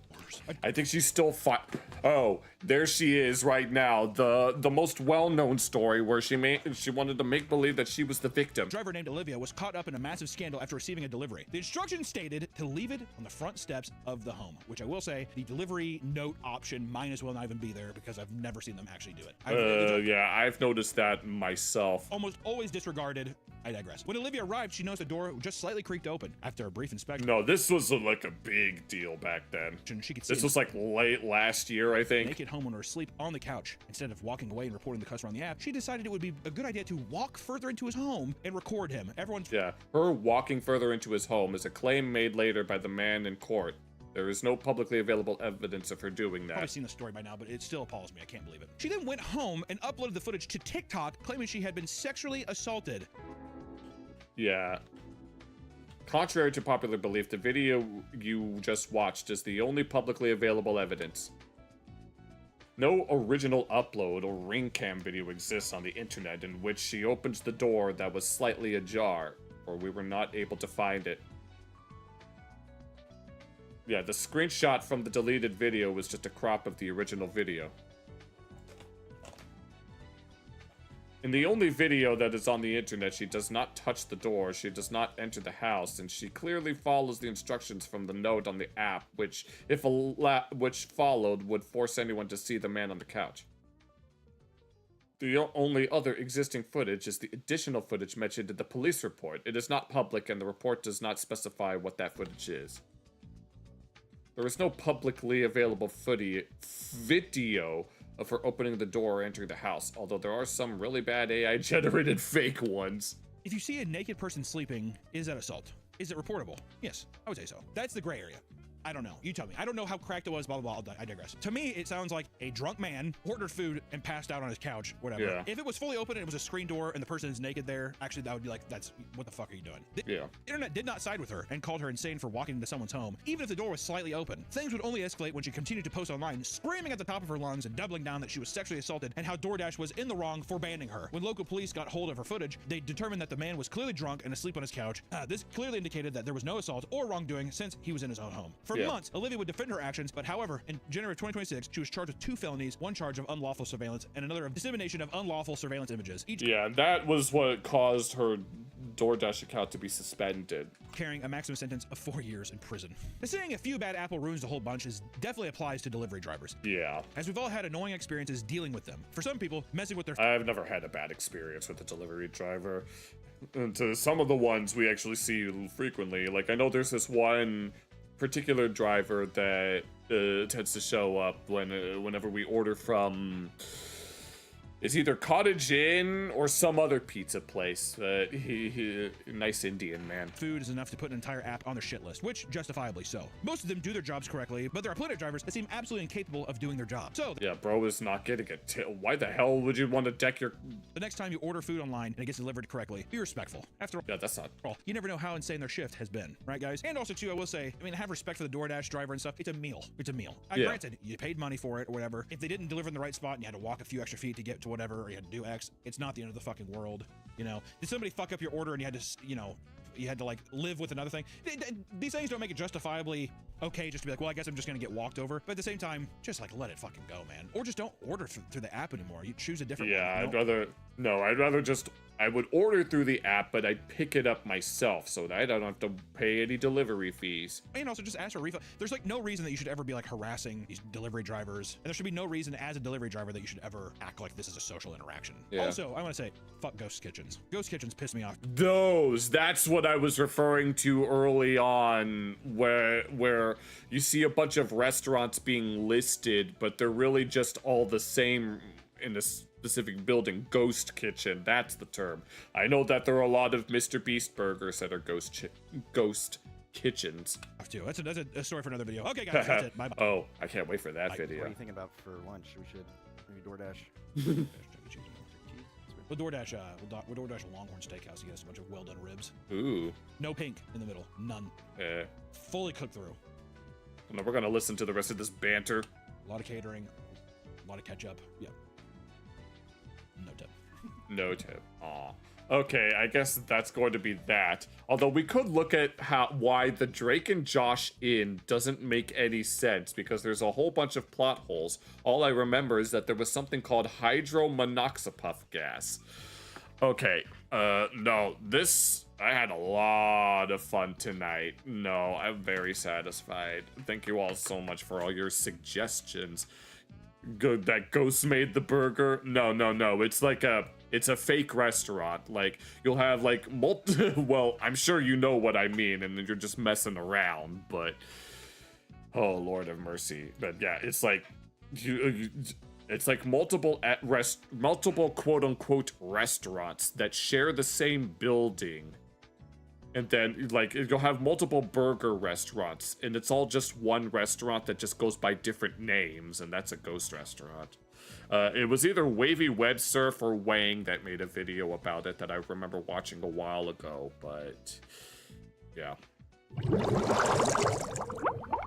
Alrighty then. I had a lot of fun tonight. I'd like to give a huge shout out to all of the chatters that had recommended some videos for me. I had fun watching all of them, so thank you for that. It's always nice to have. I'm always open for recommendations. Don't be afraid to ask. Just, there are no wrong answers unless it's something suggestive.